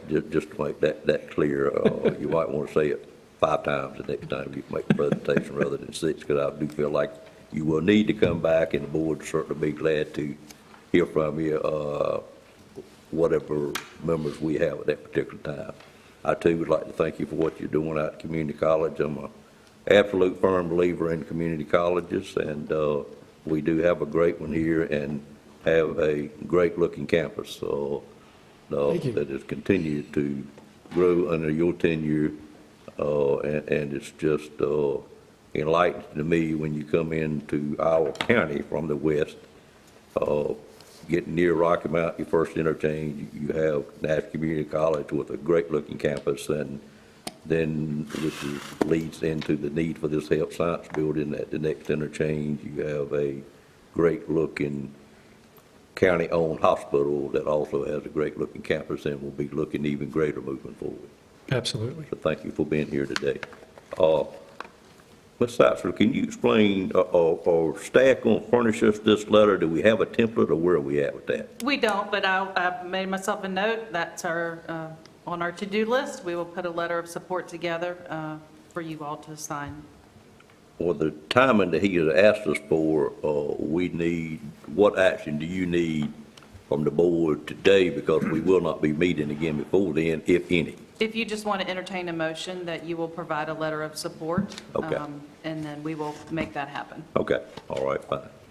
Thank you for being here. Thank you very much. Thank you all. Let me, I want to Sure, come in, Dr. Honeycutt.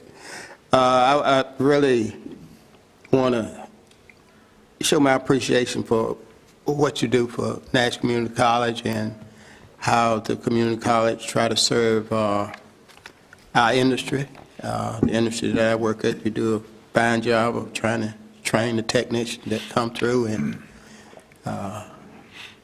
we are very proud of what we receive.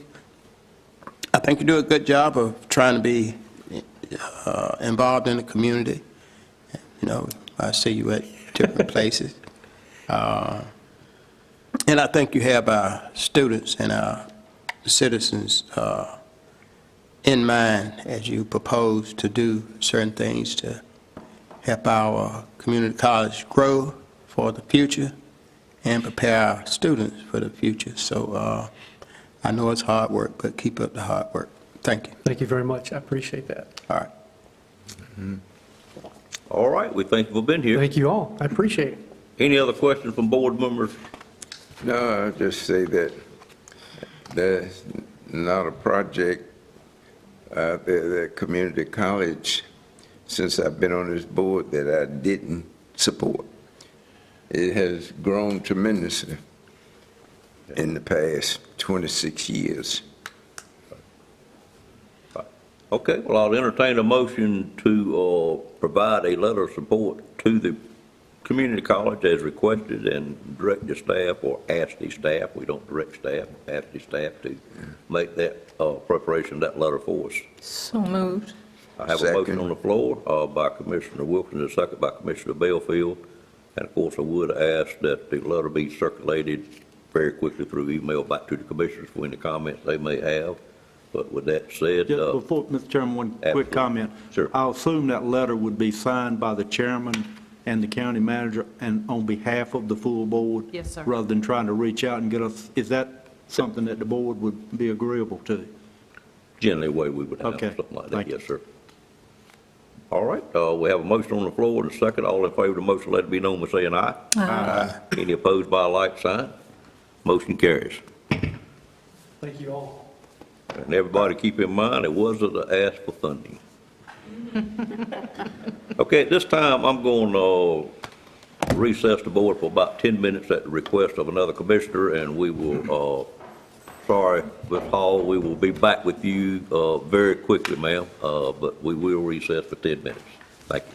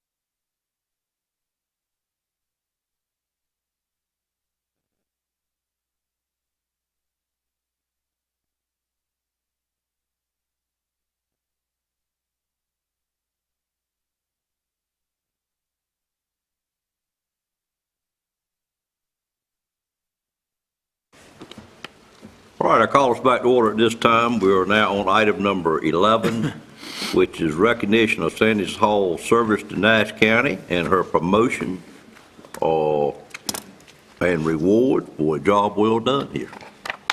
I'll call on Stacy Satcher, our county manager. Thank you.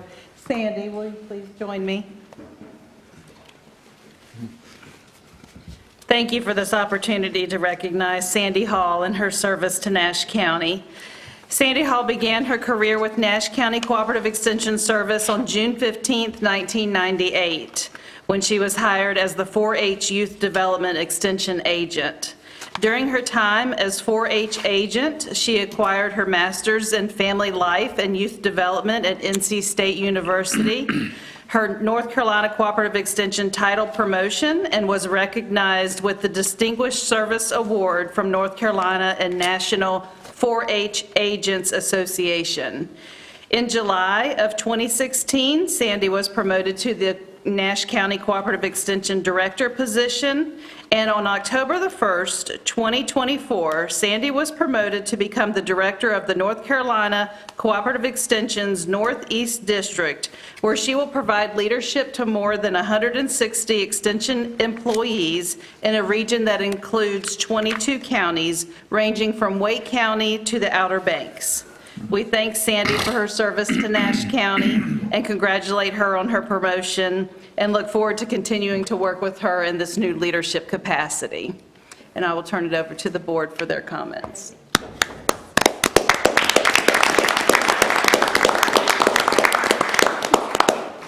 Any board member have comments they'd like to say? Commissioner Well, Leggett? I started off.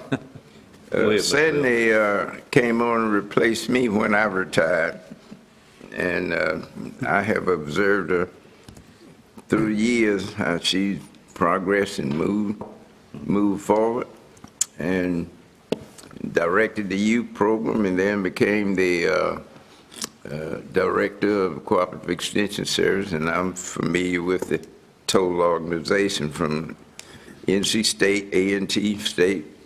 Both land-grant institutions are working together to support the cooperative extension program in all 100 counties. And so she has a great responsibility now with 22 counties, but I'm sure she can handle it. She did well here in Nash County, and I believe that's the reason she was promoted. Because she has some familiarity with the 22 counties that she will be the director of. So first, I've said it earlier today, but congratulations, and I know you'll do a great job. Thank you, Mr. Belfield. Commissioner Leggett? Thank you. Sandy, I'd just like to say thank you for all you've done for Nash County. 4-H touches so many families and so many youth and makes just such an impact in the future. And as a 4-H alumni and 4-H mom, you know, I fully appreciate that, and thank you for all you've done for agriculture. We appreciate that, and congratulations on your promotion. We're thrilled to have one of Nash County's own to help lead the Northeast District.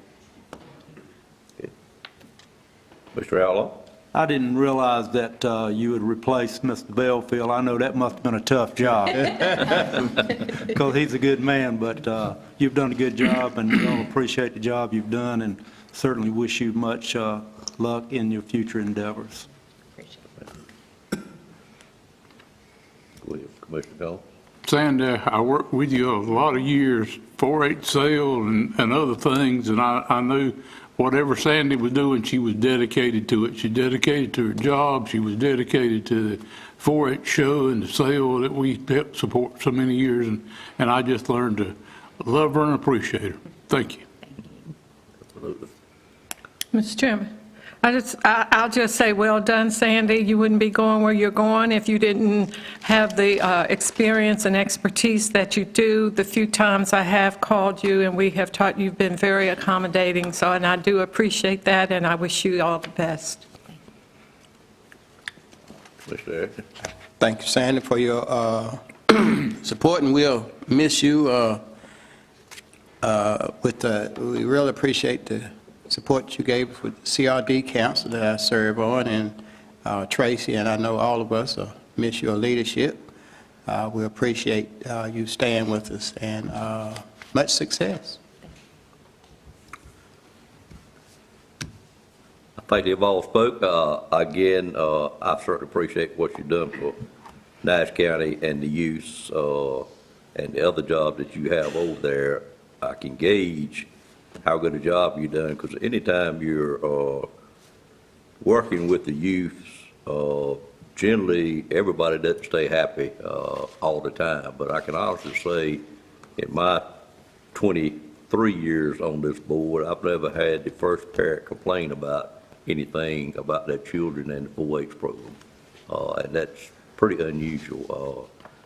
I remember I asked my father when I wanted to become a elected official one time. I said, "Dad, I want to do this." And he said, "What's wrong with you?" But I also said, "I can't make up my mind whether I want to be on the school board or be on the county commissioners." He said, well, that's easy. Do you want to mess with a man's children, or do you want to mess with his money? You chose to mess with the children, and a job well done. I know your dad's proud of you. Had the pleasure of attending high school, playing sports with her daddy, and I played football, which he did do, but he chose baseball pretty early on, his best sport, and has spent his whole life in baseball. But I know he's certainly proud of what you've accomplished in Nash County, and it is refreshing to know that you'll still be around, still be helping us some. So thank you for your service. Thank you. You're welcome to say something if you like. Well, I just want to say thank you to each one of you, because in some capacity, you've been involved in Extension and 4-H and impacted our organization, and we couldn't do it without you. So I just thank you so much. Yes, I'm grateful for my parents. They raised me in Florida, though, but I came back to North Carolina, Nash County, because that's where I wanted to be, and I've been thrilled to be a part of the Extension team here, and I look forward to supporting them and continuing to work with all of you. But again, thank you for each one of you and what you've meant to our program. Thank you for the management team. It's been a delight to work with Stacy and her team. I've enjoyed the time under her leadership, and appreciate y'all. Thank you. Thank you. All right.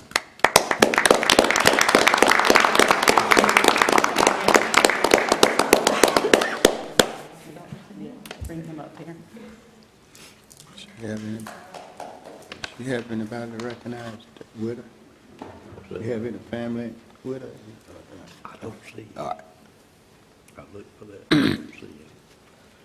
All right, we'll move now to item number 12, which is Nash County Agriculture Advisory Board update. And I call on Regina Mosley and Robert Covington to make this presentation for us. Good morning. Good morning. I'm Regina Mosley. I'm the Area Family and Consumer Science Agent with Cooperative Extension, and just recently been placed as the Interim County Extension Director with Nash County. Just a little background about me. I have been with Extension for 16 years. I've served in the areas of 4-H youth development and family and consumer science.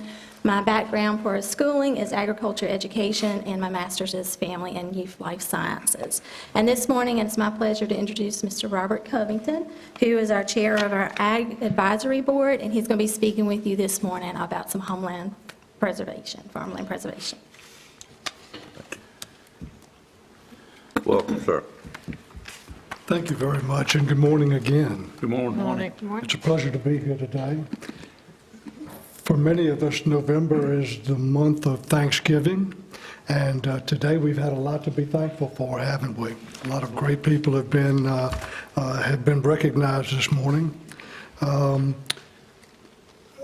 behalf of the Ag Advisory Board, I'd like to extend that thanks and begin with thanks to this governing body. Our county commissioners have shown a lot of support for the agriculture community through the years. Relevant to today's presentation, I would say that we would go back to 2009 when this body approved the ordinance that created the Ag Advisory Board and established the framework for the voluntary and enhanced voluntary ag district programs here in the county. That's nearly 25 years. I think it actually took effect in January of 2010. So, Commissioner Cohn, you've been so involved and so helpful through all ag pursuits. Very nice to celebrate our 25th anniversary of the Ag District program here with you today, sir. Thank you. Yes, sir. Thank you for what you do. Robert does a good job. He works hard. Well, I appreciate those remarks, Commissioner Cohn.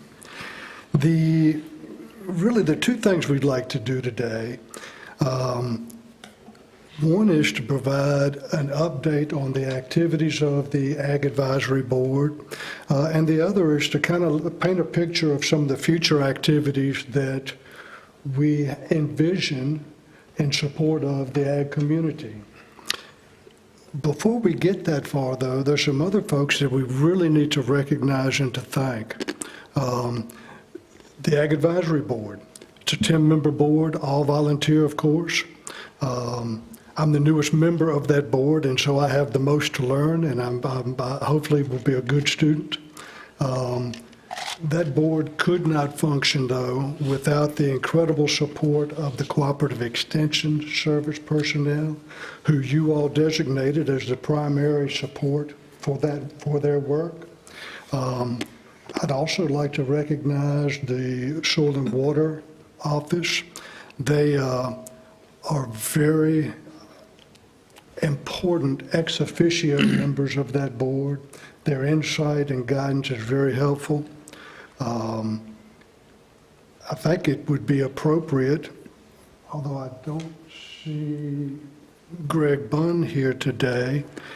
Anytime we mention agriculture in Nash County, I think we need to recognize and appreciate the Nash County Farm Bureau for the work that they do in support of agriculture, both in terms of human resources and financial resources. That'll be a recurring theme this morning, I believe.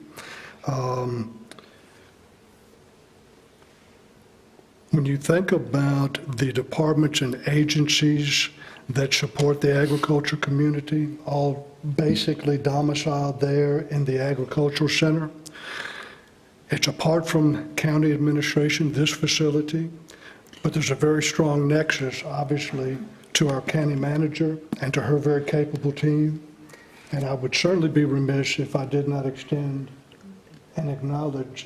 thanks and acknowledge your contribution to the work done by those groups.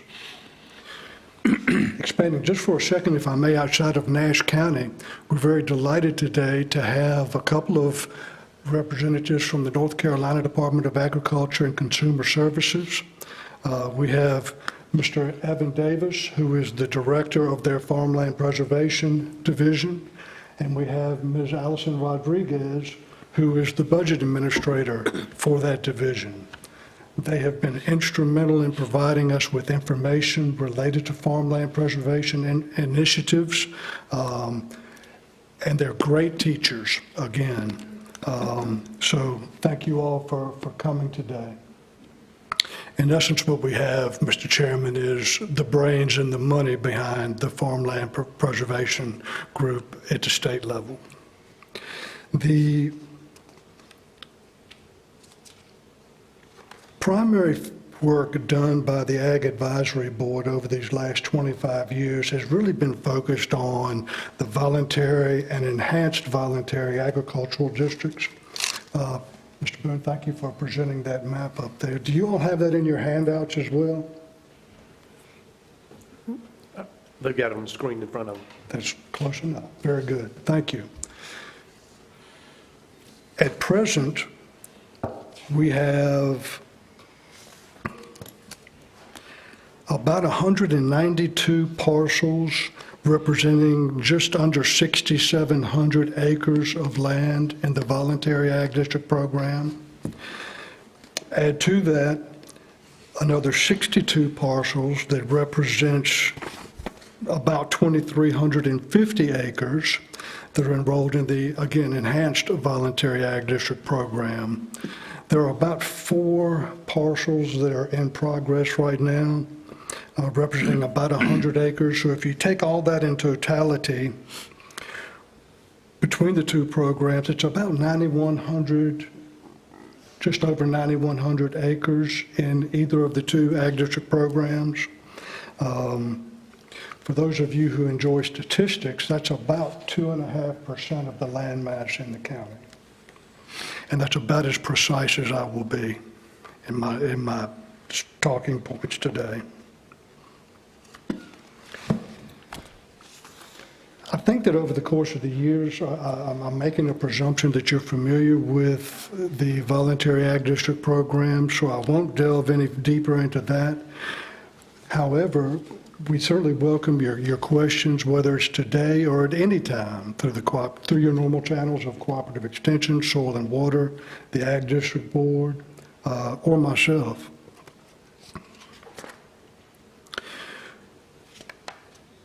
Our focus going forward, our planned focus going forward, is to provide information and resources to the agriculture community through a variety of activities, such as what is often called landowner summits, to provide information related to everything from the resources available through some of the aforementioned agencies, plus United States Department of Agriculture and Natural Resource Conservation Service. Sorry, I left you out early. There's always a danger when you start singling people out for thanks or congratulations that you can omit someone, as I've clearly done. Also, with a landowner summit, I think it would be important, we think it would be important to address topics related to estate planning and planning for the ultimate transfer of land from one generation to the next. We think that it would be very helpful to include in a landowner summit representatives from county government, from tax, legal, planning, I see Mr. Tyson's left, but, and others, to help landowners understand the importance of planning, the resources that are available to them. And of course, we'd want to promote the Ag District program. We'd want to be able to inform our population about other farmland preservation initiatives, such as agricultural conservation easements. You all, back in April, attended a recess meeting there at the Ag Center where Mr. Scott Scholars and Allison presented some very helpful information related to agricultural conservation easements. It might be beneficial to also cover some other types of conservation easements related to natural resources, including wildlife, water quality, and that kind of thing. So that's part of our vision going forward.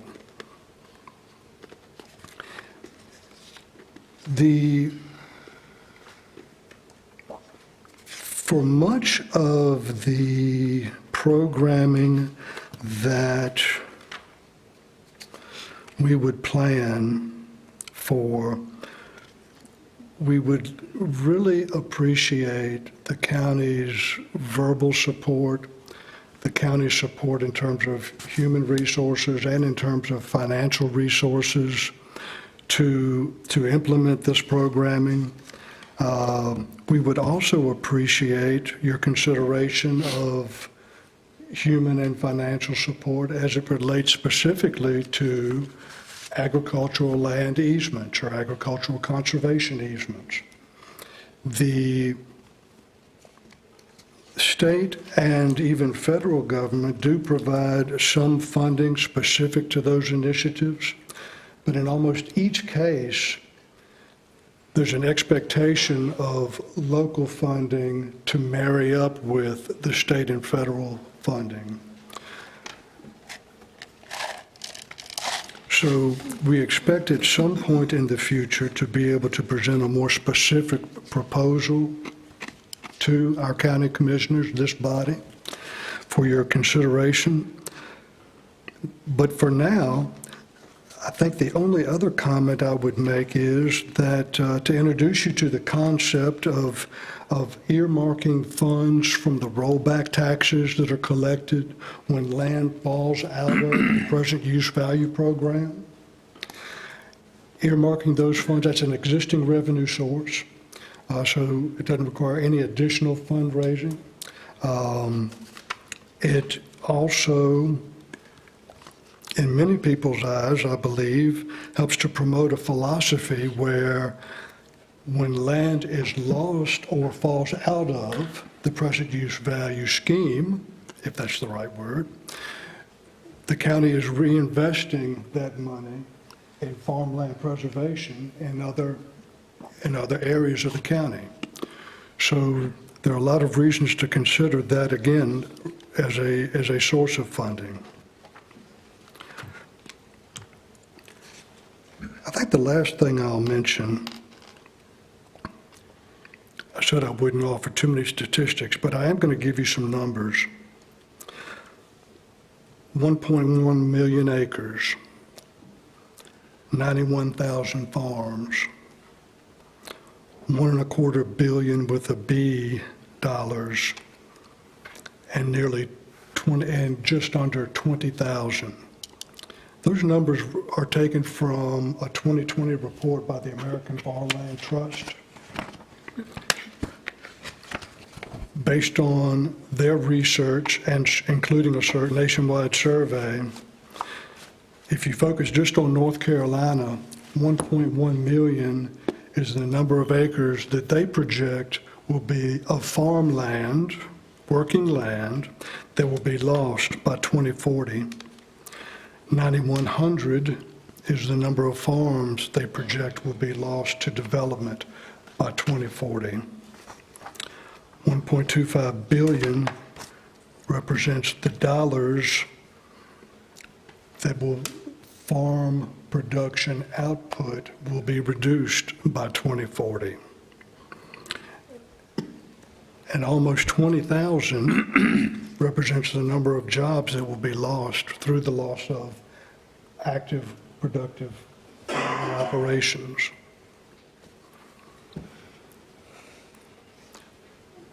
I think I'll close as I began with a word of thanks. Thank you for your support in the past. Thank you for your time and attention today. And we look forward to thanking you again in the future for your ongoing support. Thank you, sir. Any questions of Mr. Covington at this time? Appreciate the presentation, sir. Thank you again.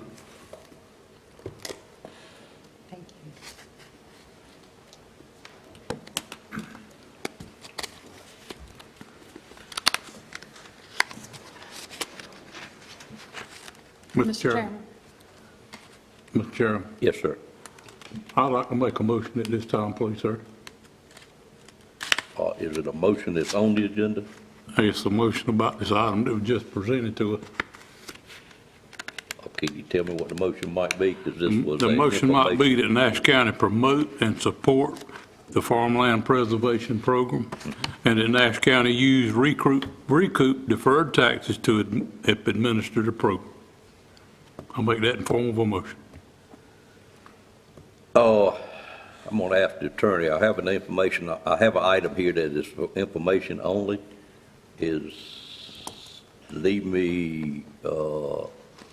I was hoping we'd get more information about that, dollar amounts and things of that nature before we move forward with it. I think we had that at the meeting we attended. I don't recall what that was, Commissioner Combs, but I'm going to ask the attorney to leave me. Can I take action on an item that's not an action item on the agenda? I think he has the right to make the motion. Okay. All right, so move forward with a vote. I think if the motion's, you can move forward on the motion. Okay. I have a motion on the floor. Does everybody understand the motion? And I do have hesitancy about it because I don't have enough information at hand to vote on the motion, simply because I don't remember what we got back there, and I'd like to see dollar amounts and things of that nature, where the money would come from. We sent dollar amounts a couple months ago. Right, I just don't remember. Well, but that's your fault. I understand. I'll take that in stride. But person like to be informed on something when they're going to take a vote on it. I have a motion on the floor. Is there a second to the motion? Second. I'd second. Mr. Chairman, could he repeat the motion one more time? I have a motion and a second. I'll ask the motion maker to repeat the motion. I made the motion that Nash County promote and support the farmland preservation program, and that Nash County use recouped deferred taxes to administer the program. And we all know when you take a tract of land out of farm use value, you have to, for 3 years, you have to pay back that money up to the fair market value, that tax money. So I'm making the motion that we use that recouped tax money to help administer this program. I have a motion on the floor. The person that seconded it, Commissioner Leggett, is that explanation satisfy your second? Yes. Okay. All right. Any questions on the motion or comments? I think Mr. Covington, in his closing statement, said they would provide more specific information. And I think that's what we need. I came here today prepared to listen for my information. I'm not prepared to support this today. Understood. Comment, Mr. Belfield? No, only thing I would say is that if we expect to have good food supply, which is done by agriculture or even big cooperative companies, you got to have land to do it with. And I certainly would support it. This has come to us before. I know some maybe 8 or 10 years ago. And we didn't support it then because some of the big key farmers said, I want to do what I want to with my land. When I retire or get too old to farm, sell it to the highest bidder. But it's something to think about, that where our food supply going to come from, and the population is increasing tremendously every year, but you got to have a food supply. Are we going to import it from South America, or Mexico, or wherever, Central America? Are we going to try to grow our food supply?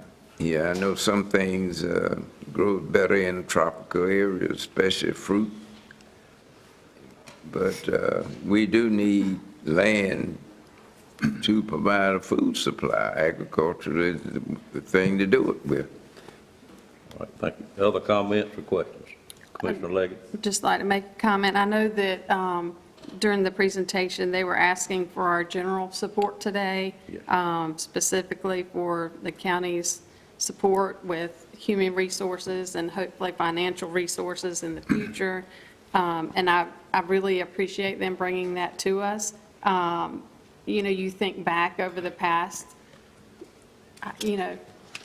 years, we've approved so many neighborhoods and so much development, but we have not committed to supporting the agriculture industry and what puts foods on the table for those households. So I think supporting a program like this, I understand if more specific information is needed, and if that's the pleasure of the board to get more specific information, I would like to be presented with that at some time specific board meeting, so that we can, this is not pushed off indefinitely. If the board does not vote in favor of go ahead and set aside those tax dollars for this purpose now, that we need to take a look at it at some specific time. Okay. Thank you. Other comments? Commissioner. Excuse me. Thanks for the presentation. I, and just like the rest of the commissioners, are concerned about our agricultural community and land loss. But at the same time, does this motion includes a financial commitment to buying back land that we lose through development, and that requires our county manager being involved, and of all being involved in how that actually will look like, what that will actually look like, and the dollars that we would be placing into this program, and percentages and that type of thing. The money to purchase the farmland easement comes from state and federal dollars. The only thing the county be responsible for was some amount of money to help administer the program. Yeah, well, I guess that's part of the presentation, that if, I guess I'm not at the point of committing to the total funding because we don't know how that really looks like.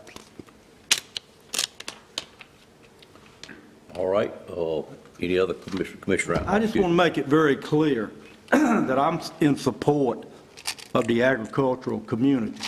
But what I'm not in support of is sitting up here today, listening to an informational presentation and not fully understanding the implications of what might be needed to support this project. So I don't know. I don't know what it might require in governmental support, funding, land. I have no clue. And I can't vote for something when I don't understand what I'm voting for. And if you do, then vote for it. That would be your pleasure. But I can't support this until I see specifics from this group, exactly what this means in terms of cost and available resources from the county. And I have not seen that. The biggest thing was that recoup back taxes. And we had in 2021, that was the biggest annual recoupment we've ever had, was $317,000. In 22, it was $156,000. And in 23, it was $222,000. And that's, well, I'm glad you have all that information. Money that's not budgeted from anywhere, you know. I'm glad you have all that information. I don't. I don't understand it, and I cannot support what I don't understand. Mr. Chairman. Mr. Outlaw, you finished? Yes. I'm going to have to agree with Commissioner Outlaw, and on our information, the recommendation is consideration of the request. And so I would ask that we, do consider the request, but after we receive more information from county staff. I'm going to state my position also. I do feel this is an item that I probably could support because I'm certainly interested in agriculture also, and I know what Nash County's agriculture input is. But I can't support having an item that's an informational item with limited information at this point in time brought before us without a recommendation from staff how it affects the county. That's just not the way I feel like we should be doing business. We need full information, and this board has always asked for it, and staff has always provided for it. So I personally think the motion is untimely, and I don't know how to turn out, and certainly I don't know how we will move forward with it if it should pass, because we just don't have the information necessary. But everybody's had a chance to speak, and I have a motion on the floor, and I have a properly seconded. I personally think it is out of order, but the attorney has stated it is in order, and I'm going to always listen to the attorney. So all in favor of the motion as stated, please raise your hand. All that's not in favor of the motion, please raise your hand. The motion fails on a 4-3 vote. I encourage the process to continue. For those that did support it, keep working on it, get the information back to us, and we'd certainly address it at the proper time, at a later date. I won't say it's not proper to do it today, but at a later date, we would certainly be willing to address that. All right. Mr. Chair. Yes, sir. Supporting this program doesn't call for funding from Nash County. The motion included a funding item from Nash County. Is I understood the motion correctly, and I think I did. Well, I didn't understand that. Okay. The motion We were included providing, supporting preservation of farmland, not funding. Ms. Belford, that was not the motion. That's why I voted against it. And I think some of the other board members. Okay, let's move on. Okay, I'm ready. All right, the next item on the agenda, and thank the presenters today for being here, and we will look forward to hearing back from you as we progress through this. Next item on the agenda is item number 13, and it is a Nash County resolution to participate in Operation Greenlight in support of the veterans. Mr. Rogers, great to have you here this morning. Good to see you. Thank you. It's good to be here, Mr. Chairman. First off, I want to say good morning to everyone, and good morning, Chairman. Good morning to all our Board of Commissioners. It's a pleasure to be here on behalf of our veterans, also on behalf of Nash County Veteran Services. Today, I'm presenting a resolution for Operation Greenlight for our veterans, and I'll read as follows. Whereas the residents of Nash County have great respect, admiration, and the utmost gratitude for all men and women who have selflessly served our country and this community in the armed forces. And whereas the contributions and sacrifices of those who served in the armed forces have been vital in maintaining the freedoms and way of life enjoyed by our citizens. And whereas Nash County seeks to honor individuals who have made countless sacrifices for freedom by placing themselves in harm's way for the good of all. And whereas veterans continue to serve our community in the American Legion, veteran foreign wars,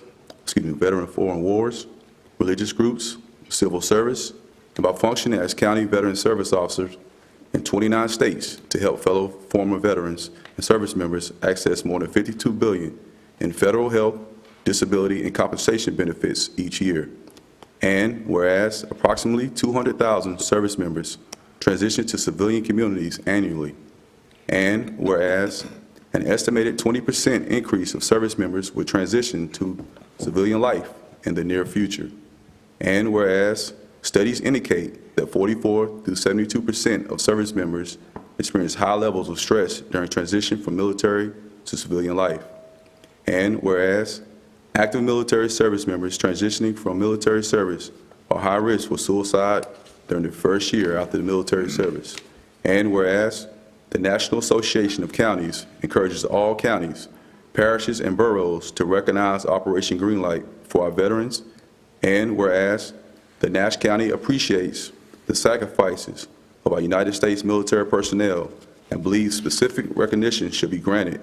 Therefore, be it resolved with the designation as a green light for Veterans County. Nash County declares from October through Veterans Day, November 11, 2024, a time to salute and honor the service and sacrifices of our men and women in uniform transitioning from active service. Therefore, be it further resolved that in observance of Operation Greenlight, Nash County encourages its citizens in patriotic tradition to recognize the importance of honoring all those who made immersible sacrifices to preserve freedom by displaying green lights in a window of their place of business or residence from November 4th through November 11th, 2024. Thank you. Thank you, sir.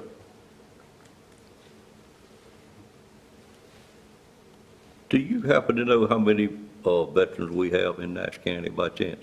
Yes, sir. We have about 5,700 veterans in Nash County. 5,700, thank you. I don't know if I've ever heard that figure. Any comments any commissioner wishes to make about this item? I would just say, as a proud military veteran, I would be very much in support of this resolution. Okay. Thank you. Mr. Chairman?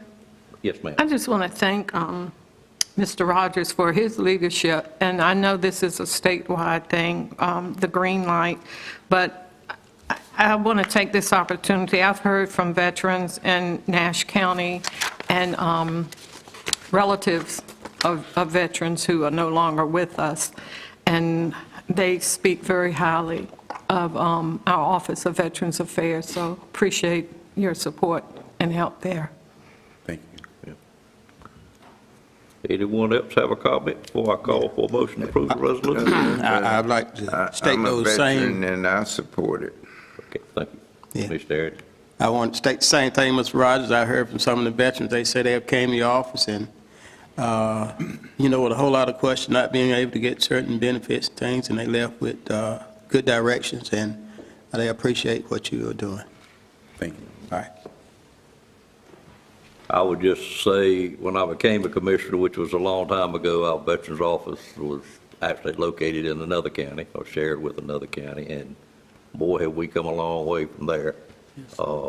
Even stepped it up again when you came on board, and I hear so many positive comments as well about your office, and I have a lot of friends. I was in the area of the Vietnam War, and a lot of my high school mates went in the Vietnam War, and a lot of them have visited your office, and they're all very quick to point out how good a job y'all do for them. Made them aware of things they just would have never had an idea of. One particular person that I see quite frequently, he talks about it every time I run into him. And once he told me what he found out he had available to him versus what he knew I had available to him, I can understand why he's so happy. So thank you for your service and what you do there, and the other people that work in your office. But it's just delighted to see it improve from where it was to where it is now, and located within the confines of Nash County and actually in our administration building. So appreciate it, sir. Thank you. With that said, I'd entertain a motion to adopt the resolution as Mr. Rogers read. Move approval. That's another motion that I think we probably all brought forth at the same time, and if, with a motion on the floor, I call for a second. Second. Have several seconds as well. I'm going to let the clerk decipher that out. But any questions on the motion? Seeing none, all in favor, let it be known by saying aye. Aye. Any opposed by a like sign. Resolution is hereby adopted, sir. Thank you. Thank you all for your service. All right, we'll move to item number 14, which is monthly tax report, and I'll call on our tax assessor at this time, which is already at the podium.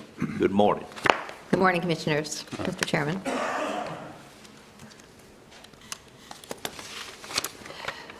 I'm honored to present this report. This is the monthly tax report in keeping with North Carolina General Statute 105-3507. The tax collector will be providing a monthly report showing the amount of taxes collected and the efforts being made to collect the taxes. This report is designed to keep the board current on activities in the tax collector's office and is for your information only and does not require approval. However, it is recommended that you accept the report so it will be entered into the minutes. What's the pleasure of the board? I think we will accept the report, so it will be in the minutes as you requested, ma'am. Thank you. Thank you. You also have item 15, which is tax refunds. If you want to tell how that works and let us know whether you have any or not. Doesn't look like you do, but something might have come up at the last minute. It's my pleasure, sir. Well, in compliance with North Carolina General Statute 105-381, the tax collector will submit to the governing body for their approval a list of any tax refunds after the legitimacy of the refund has been established. However, there are no refunds this month to report. Okay, thank you, ma'am. And item 16, if we've had this before, I just don't recall it, and I've thought about it and thought about it. So if you would give a brief explanation of how it works. I don't know that many of us have seen these requests before. Yes, sir. We have a few property tax relief programs available to our citizens, the elderly and disabled, and the veterans, and then there is a circuit breaker, and then there's a bunch of other ones, religious exemptions, solar farms, things like that, and they all have different deadlines. When the deadline has met, the tax assessor can no longer accept those applications per statute, and the only people that can accept it is you, the board. Of course, it doesn't guarantee the qualification process. It doesn't guarantee qualification. It just allows me to accept that late application and continue with the qualification process. So we have 5 of those in front of you today. I'd like to go through them one by one if that's okay with you all. Let us ask a couple of questions, Absolutely. if we may. You said when the deadline is met. I think you probably meant when was it met? Yes, when it's expired. When it Yes, sir. expired. Okay. So what makes it, why do we have these now and we hadn't had them in the past? That I can't answer. And I don't know for sure either. We can do some research to see if the board has done a resolution in the past to give our tax assessor the ability to accept late applications. I've asked the same questions you're asking, and Marion and I have had some conversation about this. I do think probably if we don't have a resolution in place, that might be something that we want to entertain moving forward so that she has the ability to accept a late application and not bring it to the board. As she has stated, it doesn't guarantee that the application will meet the qualifications, but it would just allow her the ability legally to accept a late application. So we will look into that further. Okay. Thank you. I feel like there must be something with the tax assessor. Numerous ones we've had in the past, I think we're very qualified, so. Sure. There's something I think we're missing, if you could look into it and let the board know. We will do that. Because this could be pretty lengthy, I think, and you got 5 today. Will you have potentially more next month? No, sir. So this is it? It looks like it at this point, yes. Okay, looks like at this point. Yeah, I haven't received any more. I've been saving them, and I wanted to present them before, the delinquency date, so we can adjust their bills if they are qualified, if you allow me to accept them and they go through the qualification process. All right, we'll certainly move forward with what you got here on the agenda and wait for some more information about it. So if you want to proceed with the item 16. Yes, the first one is Jonathan Cole, II. He submitted an application for disabled veterans exclusion on September 9th, 2024. That is, the deadline for that is June 1st to submit every year for this application, for this property tax relief. The statute says they must show good cause, and he did provide a letter, it's in your packet, of his good cause. Now, good cause is not defined in the statute, and that's for up to you commissioners to determine what good cause is. We have all the applications and the DVA-9 form from the Veterans Administration, and we are prepared to move forward with the qualification process. If you accept us to be able to accept allow us to accept his application and proceed forward with the qualification, sorry. Do you bring a recommendation to us? Yes, I would recommend that you accept it, the application. He did provide all the other data that he was required to, and I don't see any reason why he can't move forward with this. Mr. Chairman. Let me get Ms. Wilkins first. I just want to, for those who haven't seen the full, I read the whole thing, and the reason his application was late was because he wasn't approved by the VA until August 29th, 2024. And so, and that was past, I guess, the deadline. Right. I mean, wasn't approved for disability, and so. Oh, Commissioner Aaron. And they did date that back to 22, so if he wasn't qualified until now, today's date, I wouldn't be able to put this in front of you. We'd have to turn around and do it in January for him, but that's not the case here. You have a comment, Commissioner Aaron? Well, I guess I want to give the tax collector the ability to accept or deny these applications based on the criteria, the rules, and that we give her the authority to accept or reject these applications. I think that's what the management staff may be bringing to us after some more research is done. I guess versus going. Yeah, I don't like what we got here like you. Yeah, versus going through them, I mean, it make their application more public too, so. Yeah. And what we are doing, we are planning on working with the Senior Center and the Veterans Administration. We're going to be having presentations there on a monthly basis to promote these property tax relief programs to our veterans and our seniors and our disabled. That's what we're going to be doing moving forward in the tax office. Do you plan to recommend all 5 of these be approved? Yes, sir. You do? Well, yes. Oh, to accept the application, yes. Tell me the difference between accept the application and approve then. It would be your decision to approve, for me to accept the application to continue with the qualification process. I Can think you you help said the me, same Madam thing. Manager? I believe you said the same thing. Yes, she's going to be asking you to allow her to accept all 5 of these applications. And approval? She'll have to base that on the criteria. Right. Each one of In other them. words, we would step out of the approval process. You will and not she be in would the approval doing it. process. That will be her Okay, job. I didn't quite gather that. I think I've got that now. That sounds considerably better. Okay. To because I don't think we're qualified to make these decisions. And I'm like Mr. Harrington, I don't know that we want all this, the individual stuff well, I'll just touch right there. So, Mr. Chairman, can I make a motion that we accept the application and let the tax collector determine their qualifications? And we're talking about all 5 of them, because I got 5 agenda items here.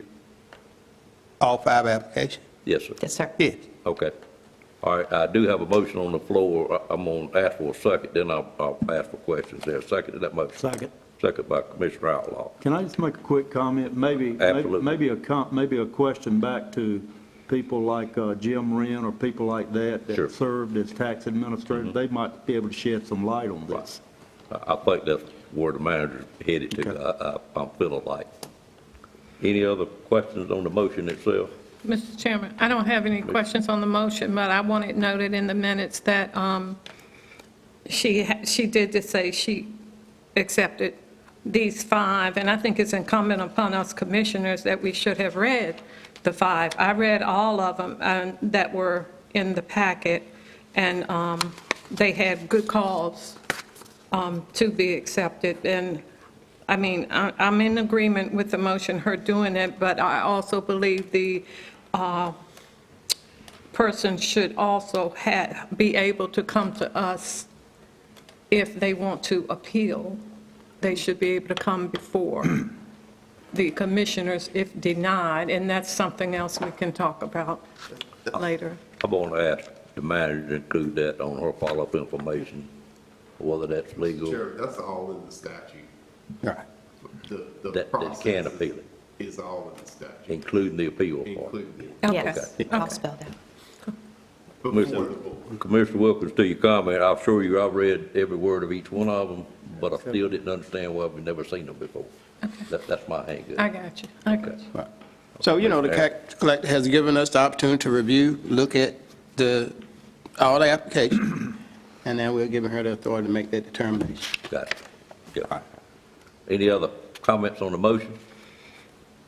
Seeing none, all in favor of the motion, let it be known by saying aye. Aye. Any opposed by a like sign?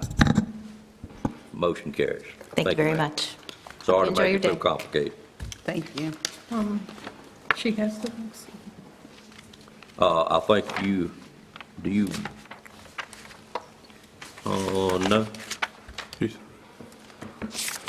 No, that was it. What's your question, Commissioner? Oak level, Pardon me? late application for, that's the same thing? That was, We actually okay. she's- put them I all got you. 5 All in the same 5 category. together, okay. You good? I was thinking she was doing them at one time. Okay, got you. Okay. All right, we'll move on then to item number 21, which is Nash County Detention Facility Contract Amendment with Mosley and Associates. Call on the Deputy County Manager, Jonathan Boone, at this time. Thank you, sir. Good afternoon. Good evening, sir. All right, so the first item I have for you is a contract amendment with Mosley Architects. Board may recall during the 2023 legislative session, Nash County was the recipient of a $5 million special allocation for additional improvements at the Nash County Detention Facility. And this contract amendment addresses the services that will be required to design, advertise, evaluate, and then provide construction administration and construction observation services for those improvements. And the amendment is in the amount of $349,832.21. The primary, the largest driver as part of that project will be retrofitting one of the existing open concept dorms, specifically Dorm 3, from a 40 bunk open concept dorm to a 2-man lockdown cell, similar to what we have recently completed and hope to be commissioning here in the toward the end of this month, first of next month, over at the facility in Dorm 1. So there are other improvements that will be funded with the remaining funds from that $5 million grant, but that is the most significant item that will be included in that scope of work. So with that said, I'll be glad to answer any questions that you may have. Questions of Mr. Boone on this item? Mr. Boone, does this fee include all the other miscellaneous items that will rise to $5 million total? Yes, sir. So it's, again, design, bidding, contract administration, construction observation. But it's not just the addition of converting the second dome, but it includes the miscellaneous stuff? All those elements. Okay, all right, thank you. All right, you've heard the request. The motion is to call for a motion to approve the proposed amendment to the contract with Mosley and Associates. Is there a motion to that effect? So moved. Moved by Commissioner Outlaw, a second. Second. Second by Commissioner Leggett. Questions on the motion? All in favor of the motion, let it be known by saying aye. Aye. Any opposed by a like sign? That motion carries. We'll move to item number 22, which is additional change order on the detention facility addition and renovations. Right, so I mentioned the work to convert Dorm 1 to also 2-man lockdown cells, and we are nearing completion of the second phase of that capital project. And I have an additional change order for you on the project. As we're getting close to the end, we came upon an unexpected item. Most significant of the three in this change order is some issues with the roof on the 1970s portion of the project, that building renovation. We had some leaks with that flat membrane roof and had to accelerate replacement of the membrane roof in order to protect the work that has been done to develop the new intake and booking area over at the jail. So in addition to that item, we had two other items. One was the replacement of a door in the magistrate's office and some security access panels. So change order 15, total amount is $207,750.82, which would bring the amended contract amount to $18,938,469.52. And I'll be glad to answer any questions you may have about this change order. Questions of Mr. Boone on this item? I will say, you did not ask, but I will say a portion of this work, majority of the cost of replacing the roof will be funded with funds from that $5 million state-directed grant. That was going to be my question, sir. All right, seeing none, entertain a motion to approve the change order and authorize the county manager to execute the same. Move for approval. Moved by Commissioner Leggett. Is there a second? Second. Second by Commissioner Arrington. Questions on the motion? Seeing none, all in favor, let it be known by saying aye. Aye. Any opposed by a like sign? Motion carries as well. Item number 23 is a resolution declaring Nash County intent to obligate North Carolina state-directed grant funds for certain water and/or wastewater infrastructure projects. Mr. Boone? Yes, sir. The matter we have before us is actually an amendment to the resolution that the board approved back on September 9th. You may recall at that time, the board approved a resolution allocating funds in the county received during the 2023 legislative session for water and wastewater-related improvements within the county. Some of those projects were county-funded, but there were also funds that were allocated to 6 jurisdictions within the county, one of those being the town of Spring Hope. At the time, the resolution set aside $1 million for construction of a new elevated water tank and some other miscellaneous improvements related to their water supply. And the town manager reached out to me last month and indicated that based on cost estimates for the elevated water tank, they would not be able to move forward with that project, and asked that the county consider amending the resolution that will allow them to use those funds, again, the $1 million set aside for the town of Spring Hope, for improvements to their groundwater supply wells. But what you'll see is the amended resolution. am recommending that we take a more general tack to the requested amendment and merely ask that you approve an amendment to the resolution that will allow the town to use those funds for water and/or wastewater infrastructure improvement projects.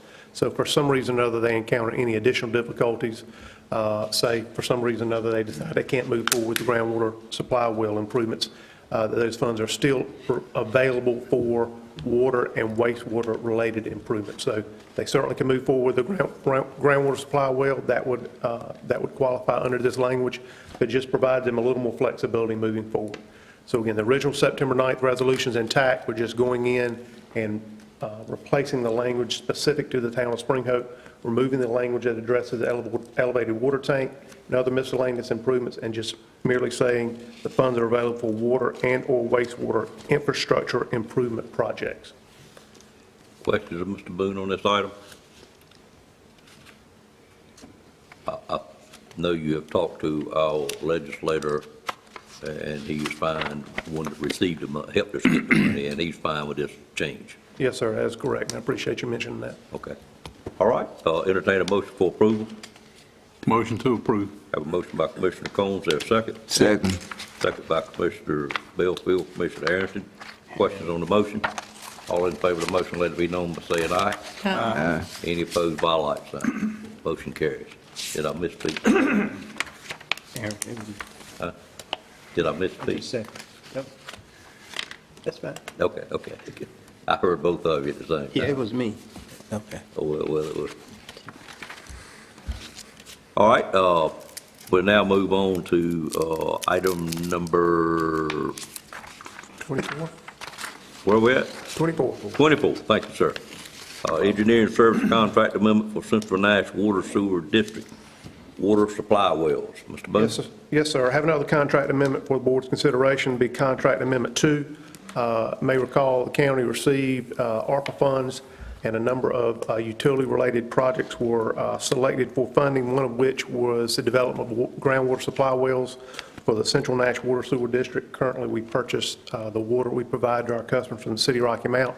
This would augment that water supply by developing a groundwater supply well at the county's NC 97 Industrial Park. So the first phase of work was to go in and redevelop the wells that were developed during a previous industrial project on the site. We have done that, have preliminary results in terms of both quantity and quality. And this contract amendment would take the next phase of work for one of those wells, well number 6 specifically, which we determined will yield over 400 gallons per minute. We want to develop that well and then allow that well to provide water to, again, the Central Nash Water Supply District. So this contract amendment is the amount of $175,000 for that work, approximately $89,800 for the design, advertisement, and bid administration, and then $85,200 for contract administration and construction observation. Again, this is all tied to the county-funded ARPA project for the groundwater supply wells at the NC 97 Industrial Park. Questions of Mr. Boone on this request? Mr. Boone, that one well, percentage-wise, will supply what percent of the water we are currently purchasing from our bulk water supply? On the residential side, a majority. Okay. But it will also provide, certainly augment the county's water supply, and as the industrial park develops, that same water supply will be available to support those industrial uses. But as it stands today, would provide a majority of the water we need for our residential customers in that district. In the whole district? Correct. Interesting. Thank you, sir. You've heard the request, entertain a motion to approve the proposal. Move for approval. Have a motion, is there a second? Second. Second by Commissioner Leggett. Questions on the motion? Seeing none, all in favor, let it be known by saying aye. Aye. Any opposed by a like sign. Motion carries as well. Item 25 is our CD Landfill Bar Area Development Project. Mr. Boone? Yes, sir. My last item, as we continue operations at the county's C&D landfill on Duke Road, we've identified the need to construct the next 2 cells to receive that material. And also, as part of that project, we'll generate material that we will use for the weekly cover required as part of landfill operations. We've worked with Garrett and Moore, who's worked with the county the last few years on projects at the landfill to design and advertise this project. The project was advertised back on September 11th. We had a mandatory pre-bid meeting on September 25th. We opened bids on October 17th. We had 5 bidders that submitted bids. The lowest responsible bidder was identified as Shamrock Construction with a base bid of $686,847. And we also elected to exercise alternative 1 for $60,000 for a recommended contract award of $746,847. And just to give you an idea, on the screen, if you're familiar with the landfill to the north, how well my pointer will work. We'll try it. It's not working well at all. Well, you can see the dark areas there. There's two dark areas adjacent to one another. Those are the two cells we're proposing to construct. And that polygon southwest so the lower right-hand corner would be the stockpile area where we would stockpile the material that would be accumulated from excavating those 2 cells. And then immediately to the west of that is a stormwater quality pond. But we're nearing completion of the cells that are currently in operation to receive that material. We need to start planning for expansion of the landfill. So this accomplishes 2 goals. It gives us the next 2 disposal cells, also generates cover material we use for daily operations at the landfill. And again, we're recommending the contract be awarded to Shamrock Construction in the amount of $746,847. I'll be glad to answer any questions you may have. Any questions? Seeing none, I'd entertain a motion to approve the contract award to Shamrock Construction Company as presented and authorize the county manager to sign the contract. Excuse me. Move for approval. Okay. Motion by Commissioner Leggett. Is there a second to that motion? Second. Second by Commissioner Belfield. Arrington. Harrington. Arrington. Arrington. Okay, I got you. Yeah. Commissioner Arrington. Any questions on the motion? All in favor of that motion, let it be known by saying aye. Aye. Any opposed by a like sign. Motion carries. Thank you. Thanks, sir. Thank you, Mr. Boone. Next item is Nash County Retiree Medical Plan, and I'll turn it over to our county manager, Ms. Satchford, to make this presentation. Thank you. In the October 7th, 2024 Board of Commissioners meeting, Mr. Kerrigan presented to the board a proposal to transition post-65 and disabled retirees from our current Blue Medicare Supplement and Blue Medicare RX plan to an all-inclusive Medicare Advantage plan with drug coverage. In last month's meeting, the board approved this change subject to review and approval of the county manager. Our human resources staff acted swiftly to schedule and hold meetings with our retirees, and they also made a recording of the meeting available. Staff have answered and responded to phone calls and emails on the subject and have received an overwhelming positive response from our retirees. However, there have been some misunderstandings and some misinformation being shared, and as you heard from Ms. Sheila Freeman this morning, there are some retirees that do not favor the change. In light of this and the short runway that we have to make this decision, I think it would be in the best interest of the county and our retirees to put a hold on this item. The additional time will ensure that all parties are knowledgeable and have a full understanding of what the change would mean to their individual circumstances. That is another issue that we're having. We're not getting all of our questions answered from our broker at this time, and we all need to have a better understanding. We appreciate the board's consideration and support, and will take full advantage of having had started this conversation. The recommendation is to allow myself and staff to continue conversations and education and to research alternative retiree medical benefits with the plan to entertain a proposal in your August 2025 meeting. And Chairman, I know you and I had a discussion about that particular month. I'm fine.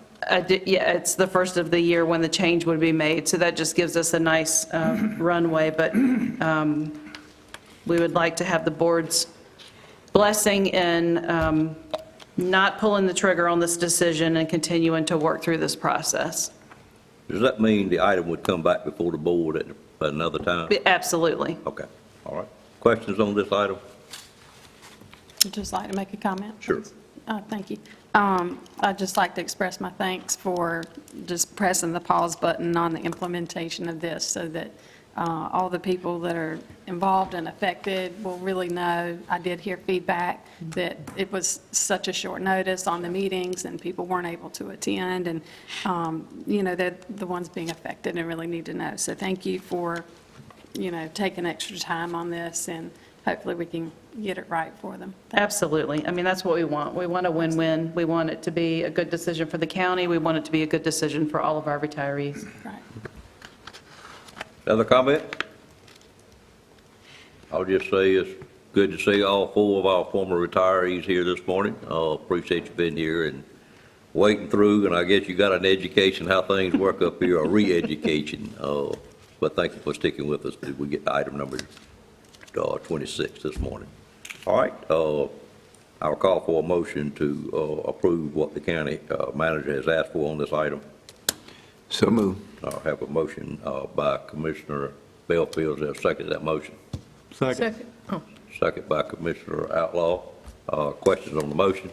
All in favor of the motion, let it be known by saying aye. Aye. Any opposed by a like sign. Motion stands approved, and we'll be waiting to hear back from staff on this item. Item number 27 is strengthening the Nash County longevity pay policy to recognize employees' loyalty.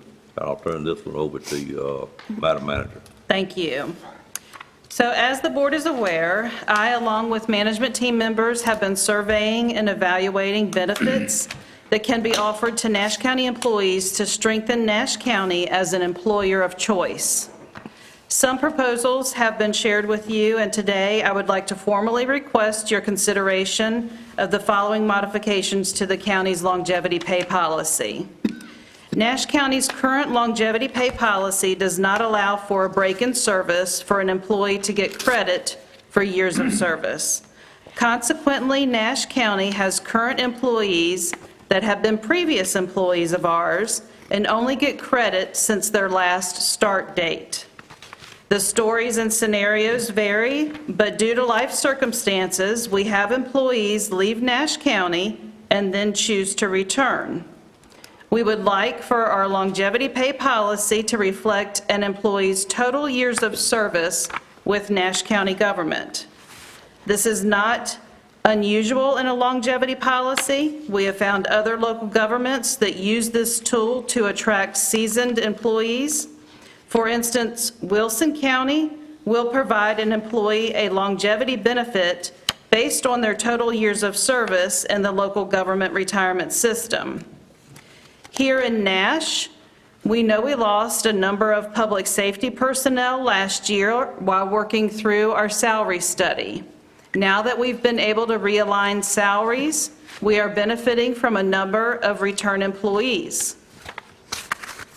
One way that we can recommit to these employees and others is to recognize their previous service. Additionally, as we survey other local governments and the latest data on employee tenure, we learn that more and more our competitors are offering a longevity incentive sooner. The U.S. Department of Labor reported in September of 2024, the median number of years a worker stays with an employer is 3.9 years, which is down from 4.1 years just 2 years earlier. Since COVID-19, the employee-employer relationship has changed in many ways, one of which is an expectation from employees that the employer will invest in them in multiple ways. They are seeking flexible schedules, tuition assistance, and acknowledgement that they have made a commitment, among other things. In an effort to be competitive and an employer of choice, Nash County is exploring ways to not only attract, but retain our talented workforce. Considering these factors, we would like to propose that Nash County consider enhancing the longevity pay policy to begin after 3 full years of employment, recognizing years 3 and 4 with a 1.5% longevity pay of annual base salary. I spent some additional time on this subject over the weekend, and I've got some additional comments I'd like to share, if you will allow me. I understand that this is a hard sell for some of you who have some resistance to 3 years being worthy of a longevity benefit. I would just like to share a few more thoughts that I hope will sway your support. Employment has changed. Our new employment history has been written. Often referred to as the Great Resignation, 2021 was a big year for people leaving their jobs, and 2022 continued the trend. Going into 2023, the job posting website Indeed noted that employers should focus on employee retention to control hiring costs and keep productivity high. Nash County has close to 150 employees that have been employed less than 3 years. There are another 70 in years 3 and 4. In total, these employees make up a full third of Nash County's workforce. Retaining our current employees takes a strategic approach. Knowing what motivates our employees, from growth potential and compensation to flexible work schedules and recognition, are important keys to acknowledging our workforce and showing our appreciation for their decision to be a part of the Nash County team. The average cost of training a new employee is $1,252, where the average longevity payment to a 3 or 4 year employee is $850.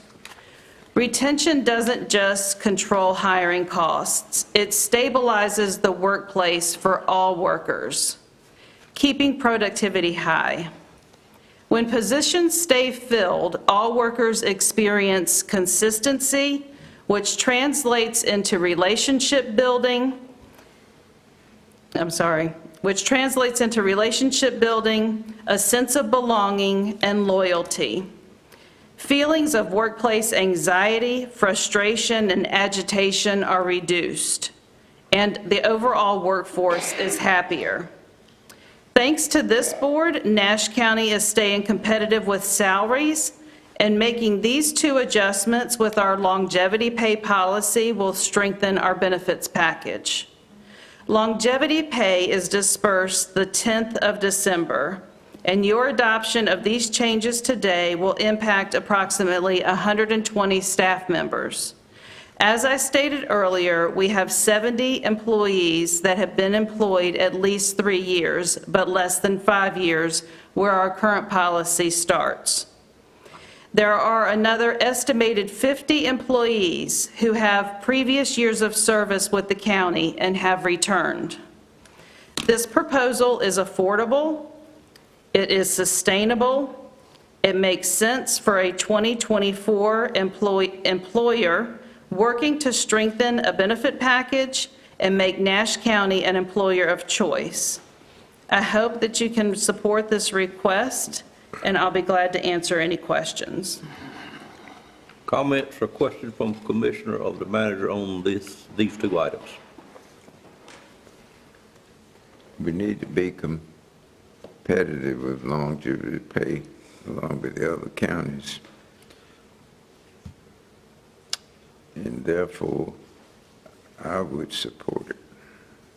Other comments? Got a question? Sure. I want to make sure that I understand how this is paid out. This is not necessarily like a pay increase that goes in someone's paycheck every month. It No, is ma'am. a one-time payment. Yes, ma'am. It's a one-time payment that happens on the 10th of December. That is a percentage of the employee's annual base salary. What is the current longevity pay? It's at 5 years now? Is that 5 years is where it starts now, Is and it- that's at 2.5%. 2.5, okay.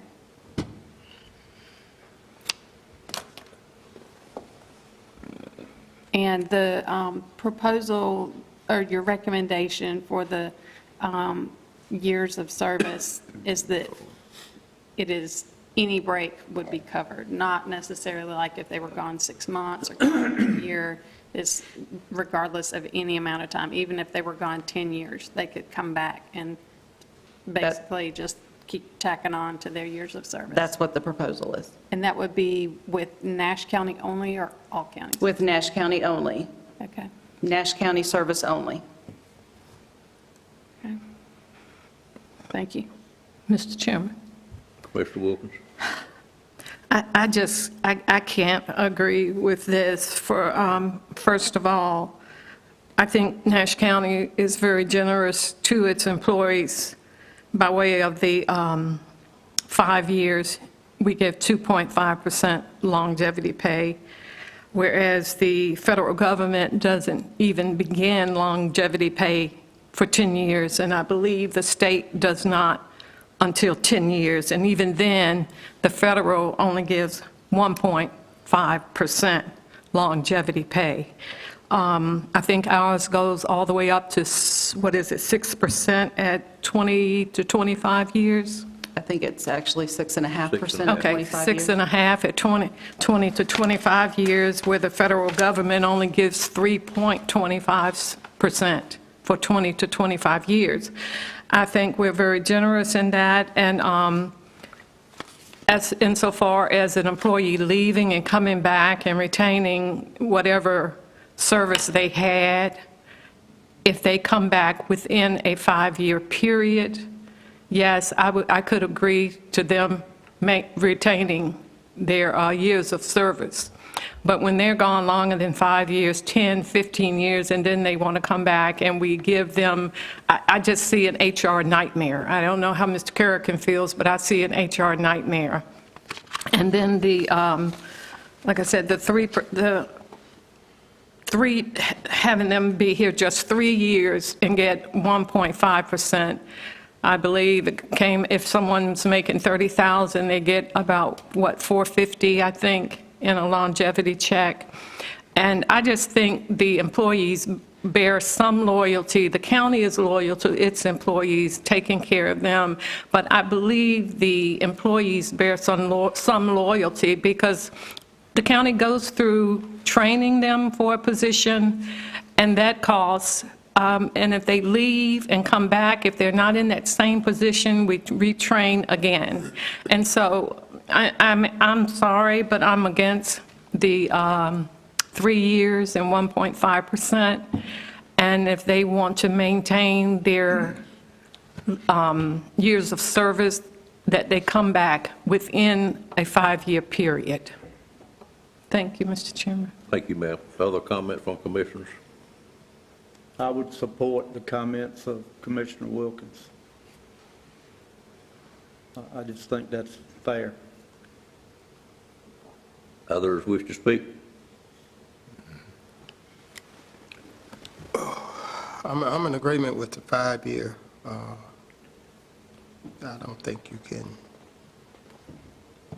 just, come back in 10 years. Everything would have changed. 5 years is, I think, reasonable. All right, anyone else? I'll just say that, again, 3 years, 4 years puts us in line with some of the other surrounding counties, so I still say I'll support it. Mr. Lake? I would be willing to support the year 3 and year 4 longevity payment, and I would also support Commissioner Wilkins' recommendation on for cumulative years of service must come back within 5 years.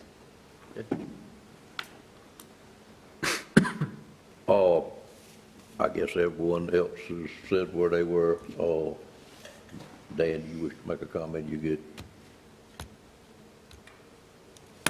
I'm in agreement with the 3 to 4 years of service. 5 years being gone might be long enough to go back and pick that up, but I kind of agree with that. Okay. But I certainly would support the longevity pay in the third and fourth year. All right, and everybody spoke. Where I'm at is I'm going to support the longevity if you're back within 5 years, pick up where you were. And on the 3 to 4 years, I personally think 5 years is where longevity should start. When I look where other counties are, we are certainly you're in much better shape to work for Nash County, particularly on the high end, where you end up at 6.5% and 6%, 5%. We're above everything I could find in those categories. And there were a few towns and a few counties that did go below 5 years, but it really wasn't that many yet. It may well be in a number of years. But with that said, I couldn't support that part of it, but would support the revised part of the second item with the 5 years. And with the complexity of what I just heard, Madam Manager, if you're okay, I'm going to break it down into the 2 items and take individual votes. Otherwise, That'll be fine. I don't know how we're going to know what we got, if that'll be okay with you. So what I'd like to do is get a motion to approve to remove restrictions in longevity pay to allow employees to receive credit for all of their cumulative years of service, ever how you want to modify that particular item to fit what you've heard here today. Did I make the request clear, or do I need to make it clearer? Yeah, said it again now. Okay, what I'm asking for, first item on the list is to remove restrictions in the longevity pay policy to allow employees to receive credit for all of their cumulative years of service with the county. I'm asking for a motion to approve that, or amended a motion to approve that, which is what you've heard from several of you today. Mr. Chairman, Commissioner Wilkins. I would make a motion to approve that, but with the addition that employees must return within 5 years of their separation date. All right, I have a motion on the floor. Is there a second to that motion? Second. Second by Commissioner Outlaw. Every commissioner understand the motion. Mr. Belfield, you understand the motion? Now, you're saying that they must return within 5 years That was to qualify. That was the motion Commissioner Wilkins stated, yes, sir. Or at least on the 5th year. But the 3 and 4 year. We're going to address that next, sir. I broke it down. We're going to address that next. Okay, okay. This motion okay. does not address that. All right. Any other questions on the motion? All in favor of the motion, let it be known by saying aye. Aye. Any opposed by a like sign? That motion carries. The next item is to begin longevity pay benefits after the completion of 3 full years of service by providing a 1.5% annual base pay, which would be 1.5% of annual base pay, and I call this basically a Christmas bonus, just to make sure you understand it doesn't have anything to do with your salary. It is a longevity check that comes near the end of the year. And it would be just for years 4 and 5, or excuse me, 3 and 4, you would get the 1.5%, and then the rest of the policy would stay the same, which meant that 5 years you get 2.5, 10 you get 4, 15 you get 5, 20 you'd get 6, and 25 you would get 6.5. So that motion is as stated here and as it reads in your agenda that I'm asking for. I have a question. Yes, sir. Do we have any estimate on what that would cost the county? $58,000. Other questions on the item? If not, I'd entertain a motion. So basically, the motion would be whether or not we support item 2 in the recommendation. That is correct. Okay. Entertain a motion. So move. I have a motion by Commissioner Leggett for approval, a second by Commissioner Belfield, I think. All right, any questions? And that's for approval as stated. Questions or comments on the motion? Seeing none, all in favor of that motion, let it be known by raising your hand.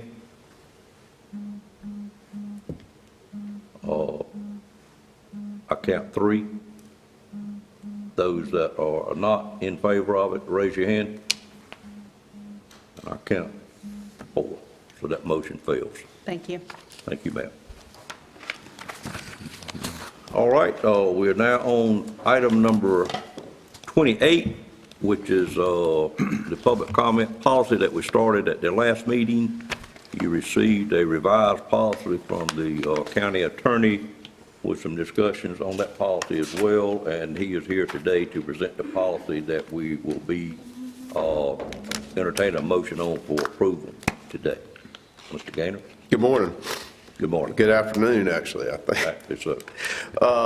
Again, as the chairman said, we had presented the proposed policy last month, and there were questions related to that proposed policy and requested revisions, which I made and circulated after the last meeting. And this new policy reflects those concerns, and I believe I have incorporated everybody's concerns in this new policy, and I'm happy to answer any questions that you may have about that.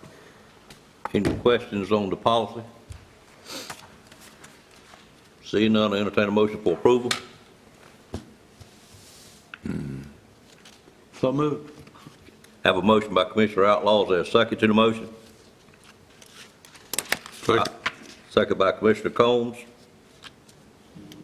Any questions now? Everybody know it's stated on your iPads today what we'll be voting on. There are no questions. Entertain a motion for approval of the. Let me start back over. Have a motion on the floor and a second. All in favor of the motion as stated, let it be known by saying aye. Aye. Any opposed by a light sign. Motion carries. Thank you, sir. Now we're on 29, which is budget amendments. And I'll call on our finance director, Mary Hogan, at this time.